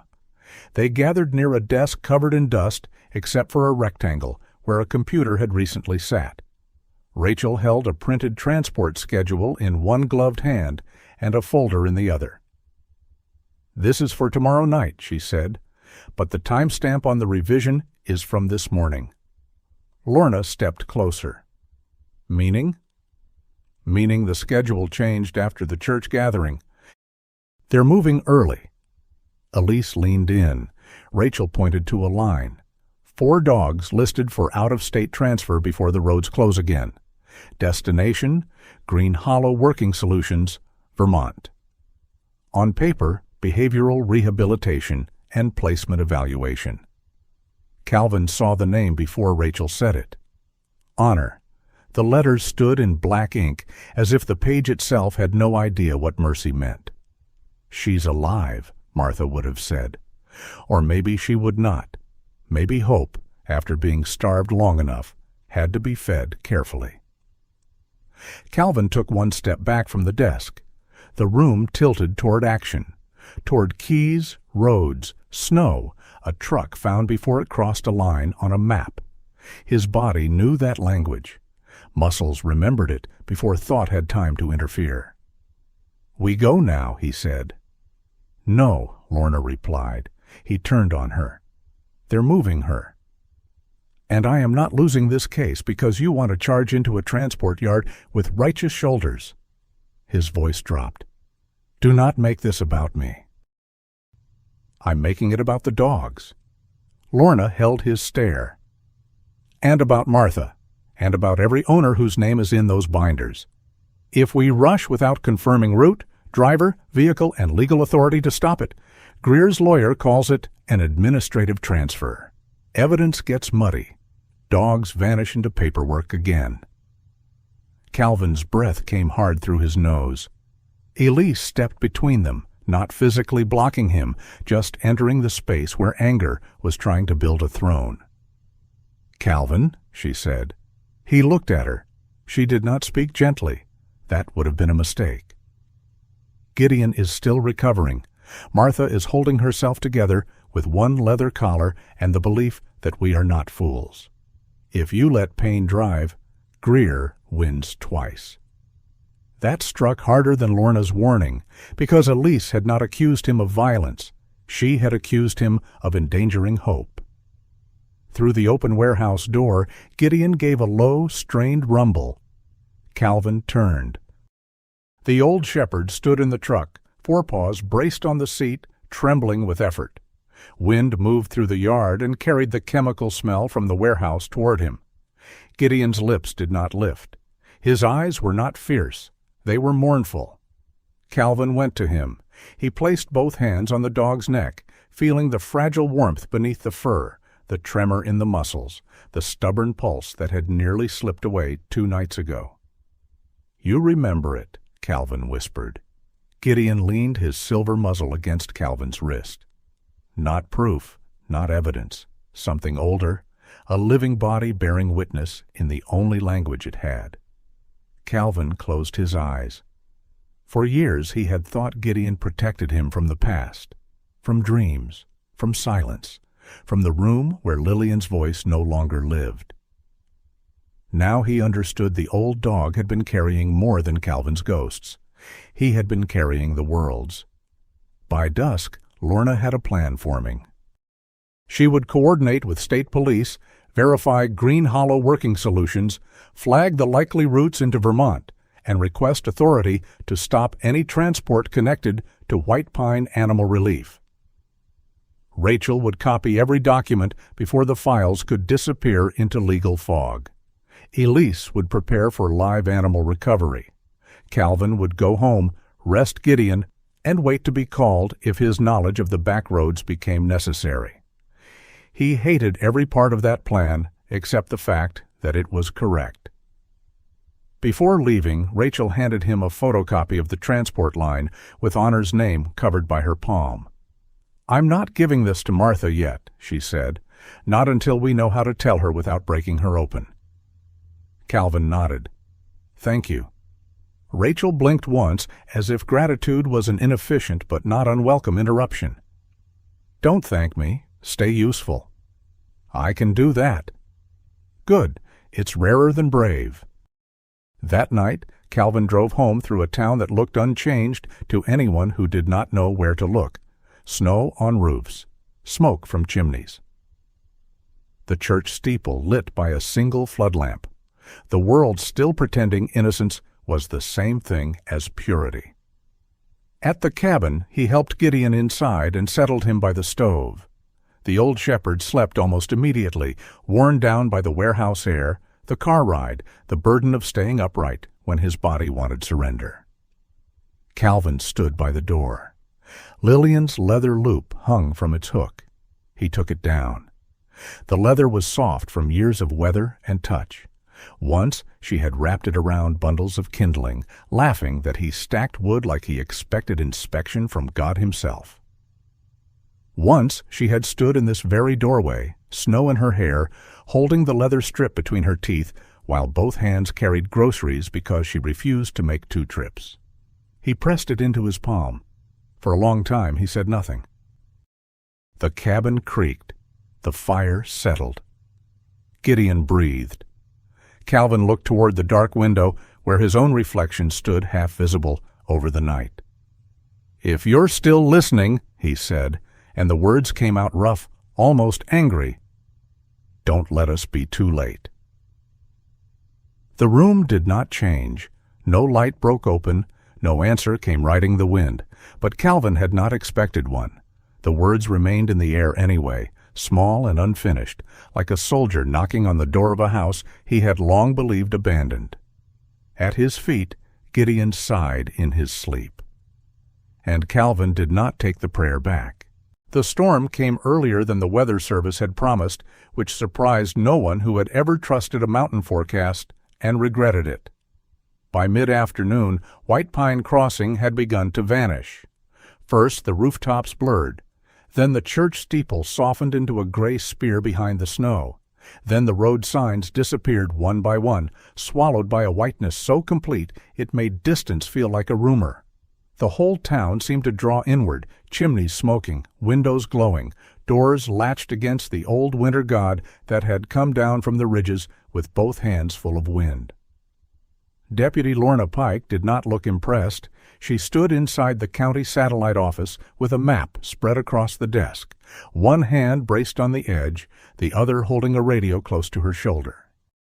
Her orange rescue flashlight lay beside the map, along with Rachel Boone's printed transport schedule, a list of possible routes, and 3 cups of coffee that had each been abandoned at different levels of disappointment.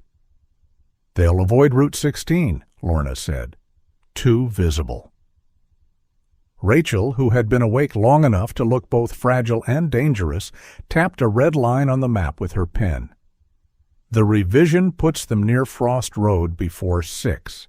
If they head east, they can cut through Miller's Notch and cross toward Vermont before state police finish setting up on the main corridor. Miller's Notch is a bad road in good weather, Elise Carver said. Lorna looked at Calvin. So it's exactly where someone goes when they'd rather be stupid than seen. Calvin studied the map without touching it. He knew the road, not because it was marked well, it was not, but because years of avoiding town had given him an intimate knowledge of the ways around it. Miller's Notch twisted through old logging ground and rose along a narrow shelf before dropping toward the state line. A light truck could manage it if the driver was careful. A loaded transport would struggle. A loaded transport in a whiteout would either turn back, get stuck, or pray to whichever saint oversaw bad decisions. "Tree fall near the upper bend," Calvin said. "Last storm cracked 2 maples. If they haven't cleared them, a box truck will have trouble." Lorna marked the spot. "Can you lead us there?" "Yes." "I'm asking as a deputy." I answered as a citizen. Her eyes narrowed. "I don't enjoy poetry before operations." That wasn't poetry. It had tone. Rachel looked up from her laptop. "For the sake of every living thing in this room, please flirt after the felony transport is stopped." No one laughed loudly, but something loosened. Elise's mouth twitched. Calvin looked away first. Gideon lay on a blanket near the heater, watching the humans with the grave patience of a creature who had long suspected people made survival more complicated than necessary. He had slept most of the morning, eaten a little boiled chicken under Elise's supervision, and objected to being left behind by placing his heavy head on Calvin's boot and refusing to move. Elise had been clear. "He does not run," she said. "He does not jump. He does not confront anyone. He stays warm. He stays close. And if his breathing changes, we turn back." Calvin had said, "Understood." Elise had stared at him. He had added, "That means yes." Now she crouched beside Gideon and checked his gums, his pulse, the warmth under his blanket. The old shepherd tolerated the examination with royal inconvenience. "You are medically unwise," she told him. Gideon blinked. "Don't encourage him," Calvin said. "I'm trying to discourage both of you." Calvin knelt, clipped a thicker fleece-lined cover around Gideon's chest, and rested a hand on the scarred left ear. "If you faint on me, I'm going to lecture you until spring." Gideon sneezed directly onto his sleeve. Rachel, without looking up, said, "He has retained counsel and rejects your terms." This time Elise did laugh. It was small, almost swallowed by the wind against the windows, but it mattered. The room was full of maps, suspicion, and the possibility of dogs being carried across a state line into another layer of paperwork. That one laugh reminded them that they were not chasing war. They were trying to bring living creatures back into warmth. At 4:40, Lorna's radio cracked. A retired freight driver named Warren Kells, who had once hauled timber through half of New Hampshire and now spent his afternoons pretending not to listen to every scanner in the county, had reported seeing an unmarked white box truck and a dark SUV turning off Frost Road toward Miller's Notch. Warren had given the plate numbers. Rachel checked them against the warehouse files. The truck matched one of Greer's transport vendors. Lorna's face settled into focus. Move. The convoy formed in the gray-white storm. Lorna in front, Calvin behind her in his truck, with Gideon secured in the back seat, Elise beside him with a medical kit at her feet, and another county cruiser following with Deputy Ellis, and 2 animal control volunteers carrying crates and thermal blankets. The road out of town was a corridor of noise and whiteness. Snow hammered the windshield. The wipers thudded with stubborn futility. Calvin drove by memory as much as sight, the tilt of the road, the dark bulk of pines where the shoulder dropped, the faint curve before the old bridge. Beside him, Elise held the dashboard handle with one hand and a bag of warmed fluid packs with the other. "You all right?" he asked. "I prefer my emergencies indoors." Noted, and with lighting. Ambitious. And less chance of sliding into a ravine. "That one's reasonable." She looked at him, and for a second the storm could not get into the cab. "You're calmer than I expected," she said. "No, I'm not." "You look calm." "That's different." In the back seat, Gideon shifted. Calvin glanced at the mirror.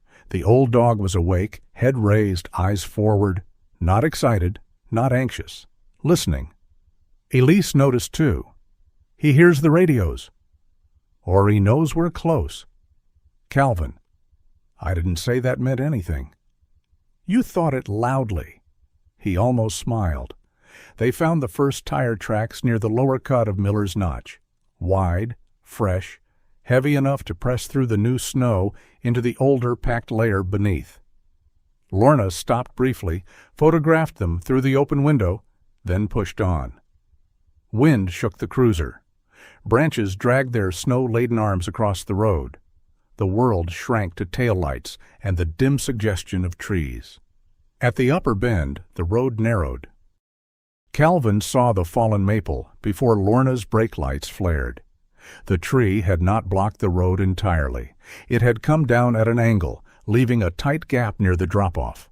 A skilled driver in a smaller vehicle could pass. A box truck could try and regret. Beyond the tree, through the blowing snow, red lights glowed. The transport. It sat crooked near the bend, rear wheels sliding toward the ditch, its white sides nearly invisible in the storm. Behind it, the dark SUV idled with headlights on. A man in a long camel overcoat stood near the driver's side of the truck, as if weather were something that happened to other people. Nolan Greer looked exactly as Calvin had expected, and nothing like a man who should have frightened anyone at first glance. He was neatly built, silver hair combed perfectly despite the wind, a navy scarf tucked into his coat, black gloves on his hands. Even in a whiteout, he seemed arranged for a photograph. His face held irritation rather than fear. Alden Pike stood near the back of the truck, thinner, pale, wearing a black technical coat and those same black leather gloves Martha had remembered. One hand rested near his pocket. His eyes moved too quickly. Lorna stepped out first. "County Sheriff's Office," she called over the storm. "Hands visible." Greer turned, and the expression he offered was almost sorrowful. "Deputy Pike, thank God. We were beginning to worry no one would come through this road. We're transporting animals to a licensed rehabilitation partner before the storm closes access completely." Lorna kept her hand near her holster but did not draw. "You're transporting animals connected to an active investigation." "Administrative confusion," Greer said. "I'm sure Ms. Boone has filled your office with theories. This is rescue work. Delaying it may put animals at risk." Elise stepped from Calvin's truck, medical bag over one shoulder. "Then you won't mind opening the rear compartment so I can assess them." H. Greer's smile tightened. "Doctor, this is hardly the place for—" "It's exactly the place," Lorna said. Calvin got out slowly. The storm hit him hard, but not as hard as the old part of himself that wanted to cross the road in 3 strides and put Greer against the truck until his pretty sentences broke. He felt it rise. He knew its taste. It tasted like copper and certainty. Then he opened his hands, palms visible, empty. He stayed beside his truck. Greer looked at him and saw the decision not to move. That seemed to trouble him more than movement would have. "Mr. Rourke," Greer said, "I'm sorry your dog became ill, truly. But grief can make men susceptible to suggestion." Calvin said nothing. Greer continued, voice smooth enough to skate on. "You're being used by people who don't understand non-profit operations." Still, Calvin said nothing. Lorna shot him a brief glance. It might have been approval. It might have been surprise. Alden took one step backward toward the rear doors. Deputy Ellis raised his voice. "Sir, keep your hands where we can see them." Alden froze. From inside the truck came a sound. It was almost nothing. A thread of pain, thin as breath through a cracked reed. The wind nearly carried it away. Gideon heard it. The old shepherd lifted his head in the back seat so fast Elise turned, his amber eyes fixed on the transport. A tremor went through his shoulders, not from cold, not entirely. Calvin opened the rear door before he knew he had decided to, then stopped himself. "Elise," he said. She moved beside him. "His breathing?" "Steady," Calvin said. "He does not run."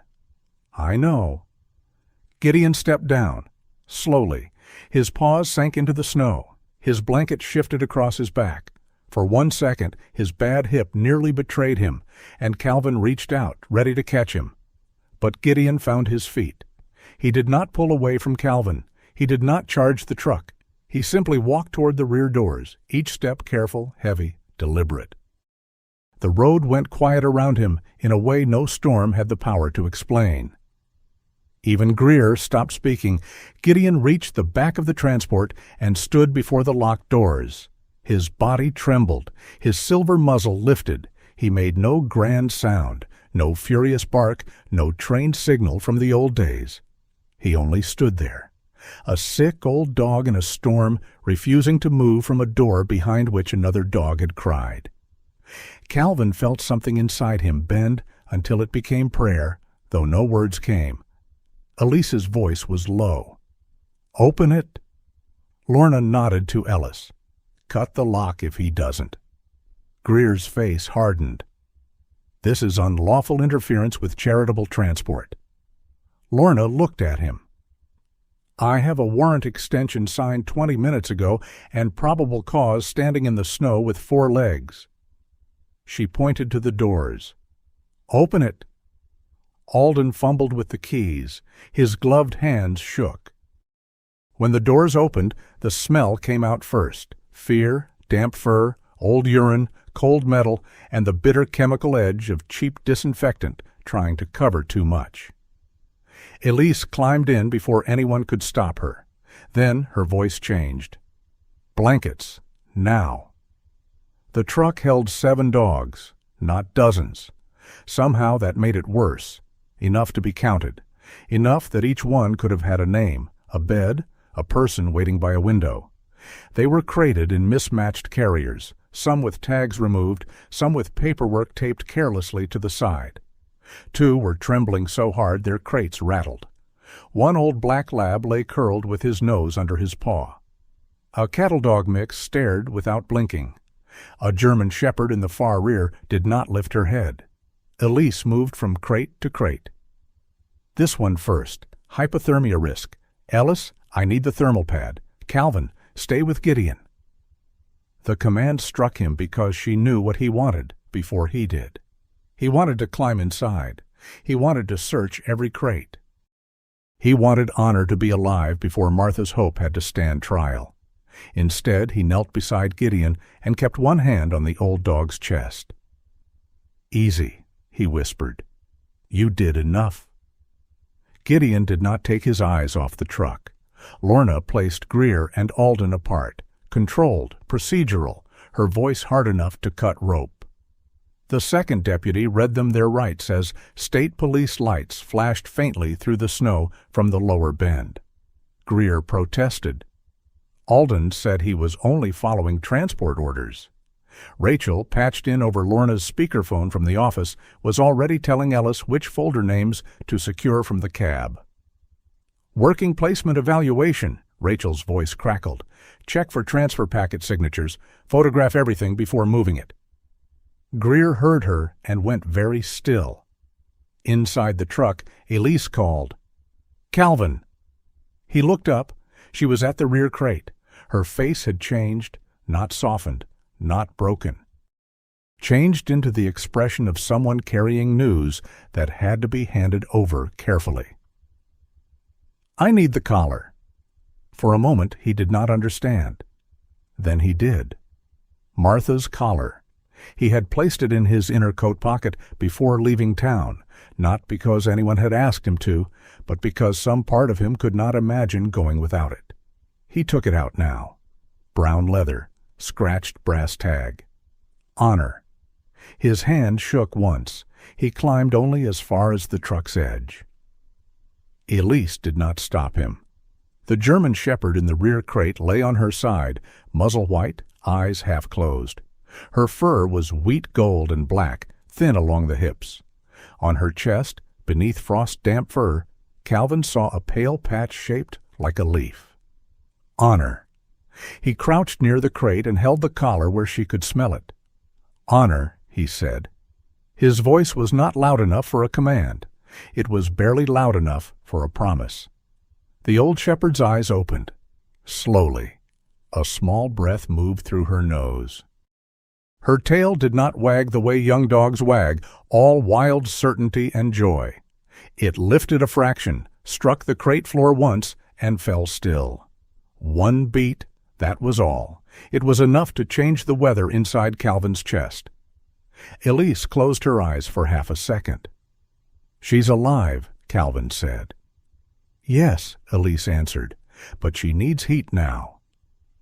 He moved back immediately. No argument, no lingering in the doorway for grief to admire itself. He helped carry supplies, cleared space, held a blanket open, while Elise and the animal control volunteer slid Honor carefully onto a thermal pad. Gideon remained in the snow beside the truck until Calvin returned to him. The old dog sat now, exhausted, blanket white with snow along his back. His head was high, but his body had begun to sag. Calvin knelt in front of him. "You stubborn, impossible old saint." Gideon's good ear flicked. Calvin pressed his forehead to Gideon's, feeling the cold fur, the tremor, the living warmth beneath it. Around them, officers moved, dogs whimpered, Greer's voice rose and was cut off by Lorna. The storm continued its ancient work. But for one breath, the world narrowed to two old soldiers in the snow, one human and one not, both still standing after more than they should have had to bear. Calvin understood then that he had been asking the wrong question for years. He had asked why he had not been allowed to save what he loved. He had never asked what still needed saving. Honor was carried past him wrapped in a gray thermal blanket. Her eyes opened briefly as she passed Gideon. The two shepherds looked at each other, not with recognition exactly, but with the solemn acknowledgment of creatures who had reached the edge and found someone waiting there. Elise loaded Honor into the warmed rescue vehicle. Lorna came over, snow crusting her shoulders, face set but not unkind. "Greer and Alden are in custody," she said. "State police will handle transport evidence. We'll need statements later." Calvin nodded. "Later," she repeated, looking at Gideon. "Right now, get him warm before your vet bites me." Elise, from the rescue vehicle, called, "I heard that?" "Good," Lorna said. "Saves time." Calvin helped Gideon back into the truck. The old dog collapsed onto the blanket with a sigh that seemed to come from the roots of the mountain. Calvin climbed into the driver's seat and sat for a moment before starting the engine. Elise tapped the passenger window. He rolled it down. "Honor's weak," she said, "but she has a chance." He nodded. "And Gideon?" "He also has a chance," she said, "if the two of you stop auditioning for tragic folklore." Calvin looked back at the shepherd, who had already closed his eyes. "I'll speak to his agent." Elise's tired smile appeared and vanished, but the warmth of it remained. As the convoy turned back toward White Pine Crossing, the storm began to thin. Not clear, not yet. But somewhere beyond the white, evening light pressed faintly against the clouds. Calvin drove behind the rescue vehicle, carrying honor. In the rearview mirror, Gideon slept. Ahead, through the snow, the taillights glowed red like small embers refusing to go out. Calvin kept both hands on the wheel. For the first time in years, he was not driving away from what he had lost. He was driving toward what could still be returned. White Pine Crossing did not heal all at once. No town did. The morning after Nolan Greer and Alden Pike were taken into custody, snow still had to be shoveled from porches. Pipes still froze beneath old houses. Cars still needed coaxing awake with jumper cables and language unsuitable for church. The bakery still burned the first tray of biscuits because Mrs. Pritchard forgot the timer while reading the county bulletin twice. Life, rude and faithful, continued, but it continued differently. That was how change came to small towns. Not with trumpets, not with banners. It came when a man who had once praised Greer's generosity took the photograph down from the feed store wall. It came when a woman who had accepted free dog food carried the unopened bags to Elise Carver's clinic with both hands and an apology in her eyes. It came when Reverend Thomas Hale stood before his congregation the following Sunday and did not soften the truth. The church accepted money from White Pine Animal Relief for the roof, he said, standing beneath the very beams that money had helped repair. We accepted it gratefully. We asked too few questions. I asked too few questions. His voice was old, but it did not shake. People shifted in the pews. Shame made small sounds. A cough, a coat sleeve brushing wood, someone looking down at folded hands. Hale continued. Every donation from this day forward will be listed publicly. Every fund will have oversight. And if charity cannot survive being examined, then it was never charity. It was a costume. In the third pew, Martha Bellamy sat with her brick-red scarf folded neatly over her lap. Beside her, an empty space had been left large enough for a dog who was not yet strong enough to come home. Calvin Rourke stood at the back of the sanctuary, not sitting, not ready for that, but not outside either. Gideon stood beside him, wrapped in a dark fleece coat Elise had insisted on, his silver muzzle lifted toward the pulpit, as if he had every intention of auditing the sermon for structural weakness. His hip still troubled him. His recovery was slow, but his eyes were clear again, amber brown and stern with the dignity of a creature who had nearly died and found humanity only partly improved. After the service, no one rushed Calvin. That was new, too. They nodded. They gave him room. A few said, "Good to see you," and left the sentence there, unburdened by expectation. He preferred that. Some doors could open only if people stopped pulling on the handle. By Tuesday, Rachel Boone had set up a temporary desk in the church office beneath a watercolor of Noah's Ark that seemed to offend her sense of accounting. 2 of every animal and not a single receipt, she muttered. Martha, passing with tea, said, "The Lord works in mysterious bookkeeping." Rachel looked up. That explains several grant applications I've seen. The White Pine K 9-Winter Care Program began as 3 folders, a borrowed space heater, Elise's medical charts, and a list Deputy Lorna Pike compiled from county records, veterans groups, and welfare check calls. It was not grand. It had no glossy brochure, no staged photographs, no wealthy donor kneeling beside a spotless dog. It had a clipboard. It had Rachel's red pen. It had Reverend Hale's public ledger pinned beside the church bulletin board. It had Elise's clinic handling exams, medications, and urgent care. The church offered a warm temporary shelter during storms. Lorna coordinated checks on isolated owners and made certain no one signed anything without someone else reading it first. Martha began calling elderly residents one by one, her voice bright and bossy through the phone. "No, Harold, stubbornness is not a medical plan. Bring Duke in for his hips. Evelyn, if the bag smells strange, do not feed it to Maisie. I do not care if it was free. Arsenic would also be free if someone dropped it on your porch.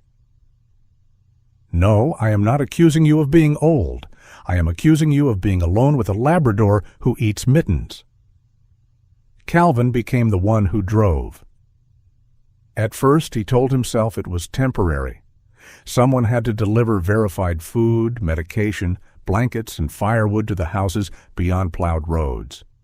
Someone had to check generators, clear porch steps, repair a loose kennel latch, replace a cracked water bowl, fix a furnace belt for a widower whose old shepherd slept beside the basement stairs.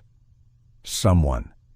The word had a way of putting on his coat and boots before he could argue with it. So Calvin drove. He drove with Gideon in the passenger seat when Elise allowed it, and without him when she did not. He carried bags of food marked by Rachel, not by strangers.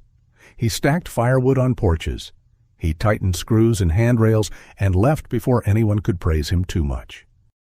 He learned the names of dogs he had previously known only as shapes behind fences: Duke, Maisie, Jasper, Junebug, Old Sam, three-legged Beatrice, who hated everyone except the mailman and possibly God. The town began to learn him differently, too.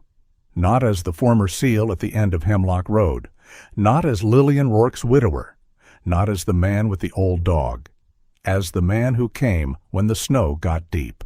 One afternoon, Elise found him outside the clinic, unloading insulated food bins from his truck. The sky was clear for once, the winter sun bright enough to make the snowfields painful to look at. She stood in the doorway wearing a green sweater beneath her lab coat, a stethoscope around her neck, and a pencil tucked through her loose braid. "You know," she said, "most volunteers fill out a form first.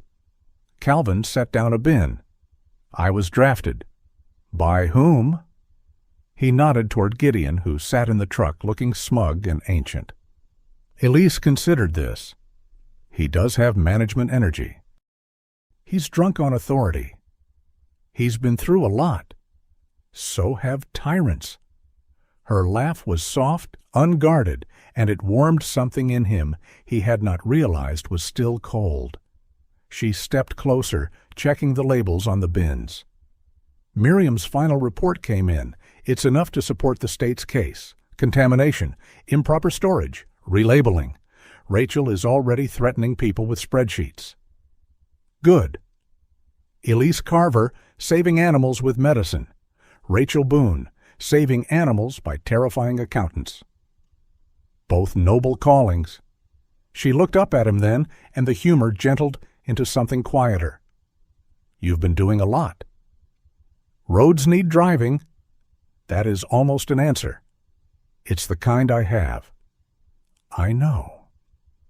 The words did not push. That was one of Elise's gifts.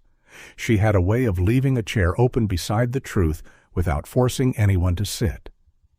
Calvin looked toward the clinic window.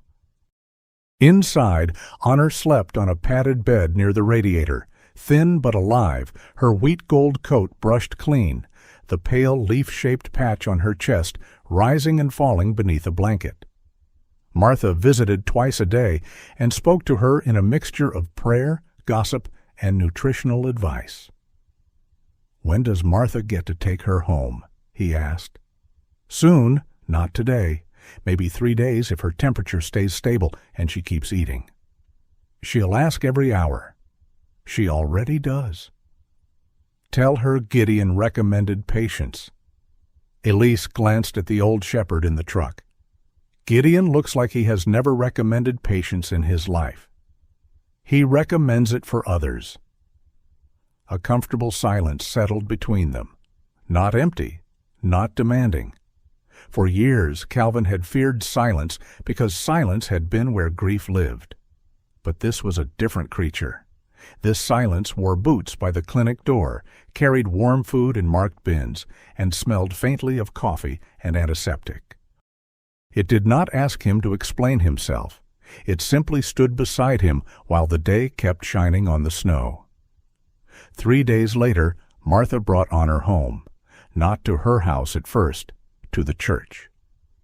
Reverend Hale refused to call it a ceremony until Martha informed him that if there were flowers, soup, and at least 6 women wearing nice coats, It was a ceremony whether he liked it or not. So he called it a gathering, which satisfied no one and offended no one. The sanctuary was warm. Sunlight entered through stained glass and scattered muted colors across the pews. On a table near the front lay the new public ledger for White Pine K9 Winter Care, open for anyone to read. Beside it sat a small wooden box for donations, unlocked. "No locks?" Calvin asked Rachel. She adjusted her glasses. "There are locks. They're called monthly reports." Martha arrived wearing her teal coat and brick-red scarf, both carefully brushed, as if she were coming to meet royalty. In her hands she carried Honor's brown leather collar. Her thumb moved over the scratched brass tag again and again. Elise led Honor in through the side door. The old German shepherd moved slowly. Her legs were weak, her muzzle was nearly white. But her head was up. Around her neck, Elise had fastened the collar Martha had kept alive with her hands. For a moment, Martha did not move. All the words she had saved for 3 months abandoned her at once. Honor took one step, then another. Martha made a sound that was half laugh, half sob, and dropped carefully to her knees. Honor reached her and pressed her silver face against Martha's chest. There are reunions that leap. This one leaned. That made it holier. Martha held Honor as if the dog were both fragile and enormous, as if all the weight of loneliness had returned with fur and breath and a heart that had not quit. Around them, people wept quietly and pretended not to.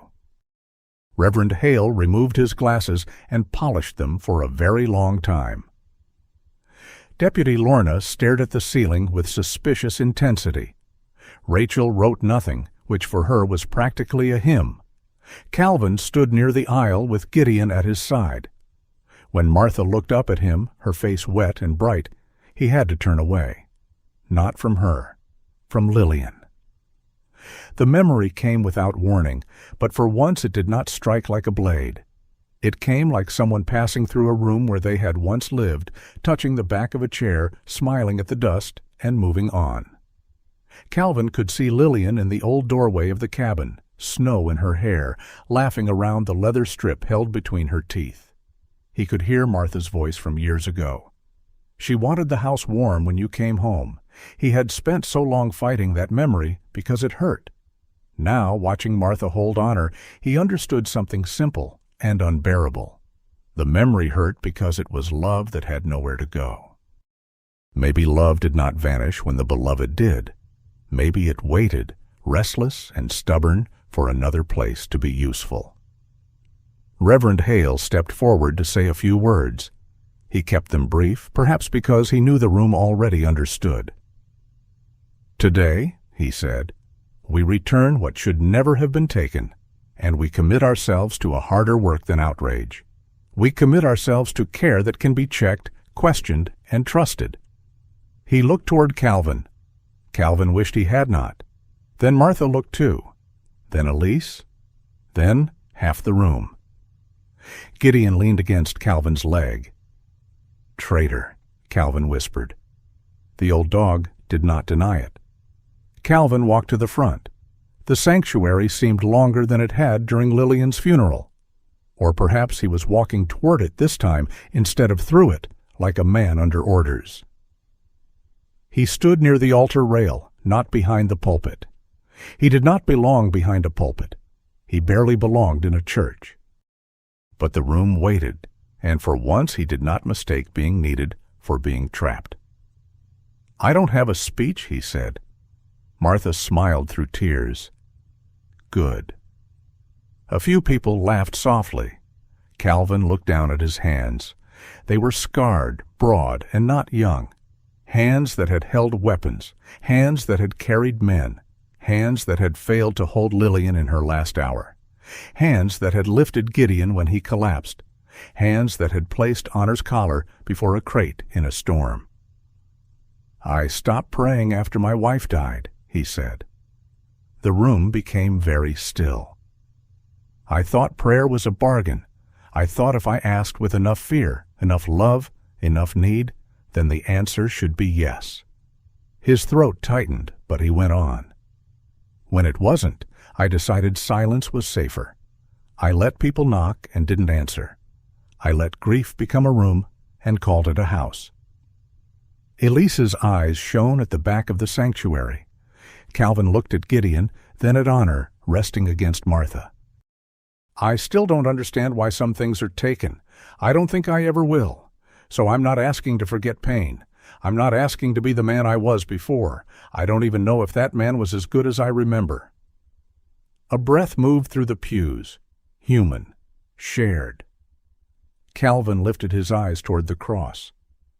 But if you're listening, he said, voice rough and low, give us courage not to close the door when love comes back needing shelter. Give us hands that do not turn away just because they failed once. Give us enough mercy to become useful. He stopped. That was all he had. No thunder answered. No light split the rafters. Gideon did not bark. Honor did not rise miraculously strong. The world remained the world, broken, cold outside, mended only in pieces. But Martha whispered, Amen. Reverend Hale followed, then Elise, then others. Calvin stood in the sound and did not run from it. Weeks passed. The case against Greer and Alden moved into the hands of courts, attorneys, and patient paperwork. White Pine Animal Relief was dissolved under investigation. Some dogs were returned. Others, whose owners had died or could no longer care for them, were placed through a process Rachel guarded like a dragon with reading glasses. No transfer happened without Elise's medical approval, Lorna's oversight, and a signature explained in plain English. Winter softened, not ended. Softened. On a bright morning after a light snowfall, Calvin stood outside Elise's clinic, repairing a loose hinge on the side gate. The White Pine K9 Winter Care sign hung near the door, hand-painted by Owen from the hardware store, who had misspelled veterinary twice before Rachel confiscated the brush. Gideon lay on the clinic steps, his black saddle shining under a dusting of new snow, amber eyes half closed but alert. His muzzle was silver, his hips stiff, his dignity intact beyond medical intervention. Elise came out with 2 cups of coffee. You know you don't work here, she said, handing him one. I was told there was a hinge emergency. There was a squeak. Unchecked, civilization ends that way. She sat beside Gideon. He rested his chin on her boot, as if granting her temporary status. Across the street, Martha walked slowly with Honor. The old female shepherd wore her brown collar, the brass tag catching the pale sun. She was thinner than before, but her steps were steady enough. Martha waved. Honor paused to sniff a snowbank with the solemnity of an inspector reviewing structural integrity. The church bell rang once. Not for a service. Reverend Hale had begun ringing it at noon, during storms and clear days alike. To remind people warmth has an address, as he put it. Calvin looked down the street. White Pine Crossing was not innocent. It was better than that. It was trying. He thought of the man he had been at the end of Hemlock Road, living like a locked door. That man was not gone. Calvin suspected he would always be there somewhere, stacking wood too neatly, distrusting sudden kindness, listening for loss in every winter wind. But he was no longer alone in the house. Gideon sighed between him and Elise, old and luminous as a small fire that had survived the night. Calvin looked at his hands. They had not saved everyone. They never would. But they had carried Gideon. They had held Honor's collar. They had opened doors, loaded food, fixed steps, warmed engines, and knocked on the homes of people who had nearly been taught that needing help was shameful. A few lives held close against the cold. For a broken man, that was not a small miracle. It was enough. And enough, Calvin was beginning to learn, could be holy. Sometimes healing does not arrive like thunder. Sometimes it comes quietly, through an old dog's breathing, A door opened in a storm, a neighbor who finally asks for help, or a prayer spoken after years of silence. Calvin could not bring back what he had lost, but he learned that a broken heart can still become shelter for someone else. And maybe that is one of God's gentlest miracles, not removing every wound, but giving us enough grace to keep loving anyway. If this story touched your heart, share your thoughts in the comments. Tell us about a pet, a person, or a small act of kindness that helped you through a hard winter of your own. And if you want more stories of loyalty, faith, and second chances, please subscribe and stay with us. May peace find your home tonight, and may hope keep a light on for you.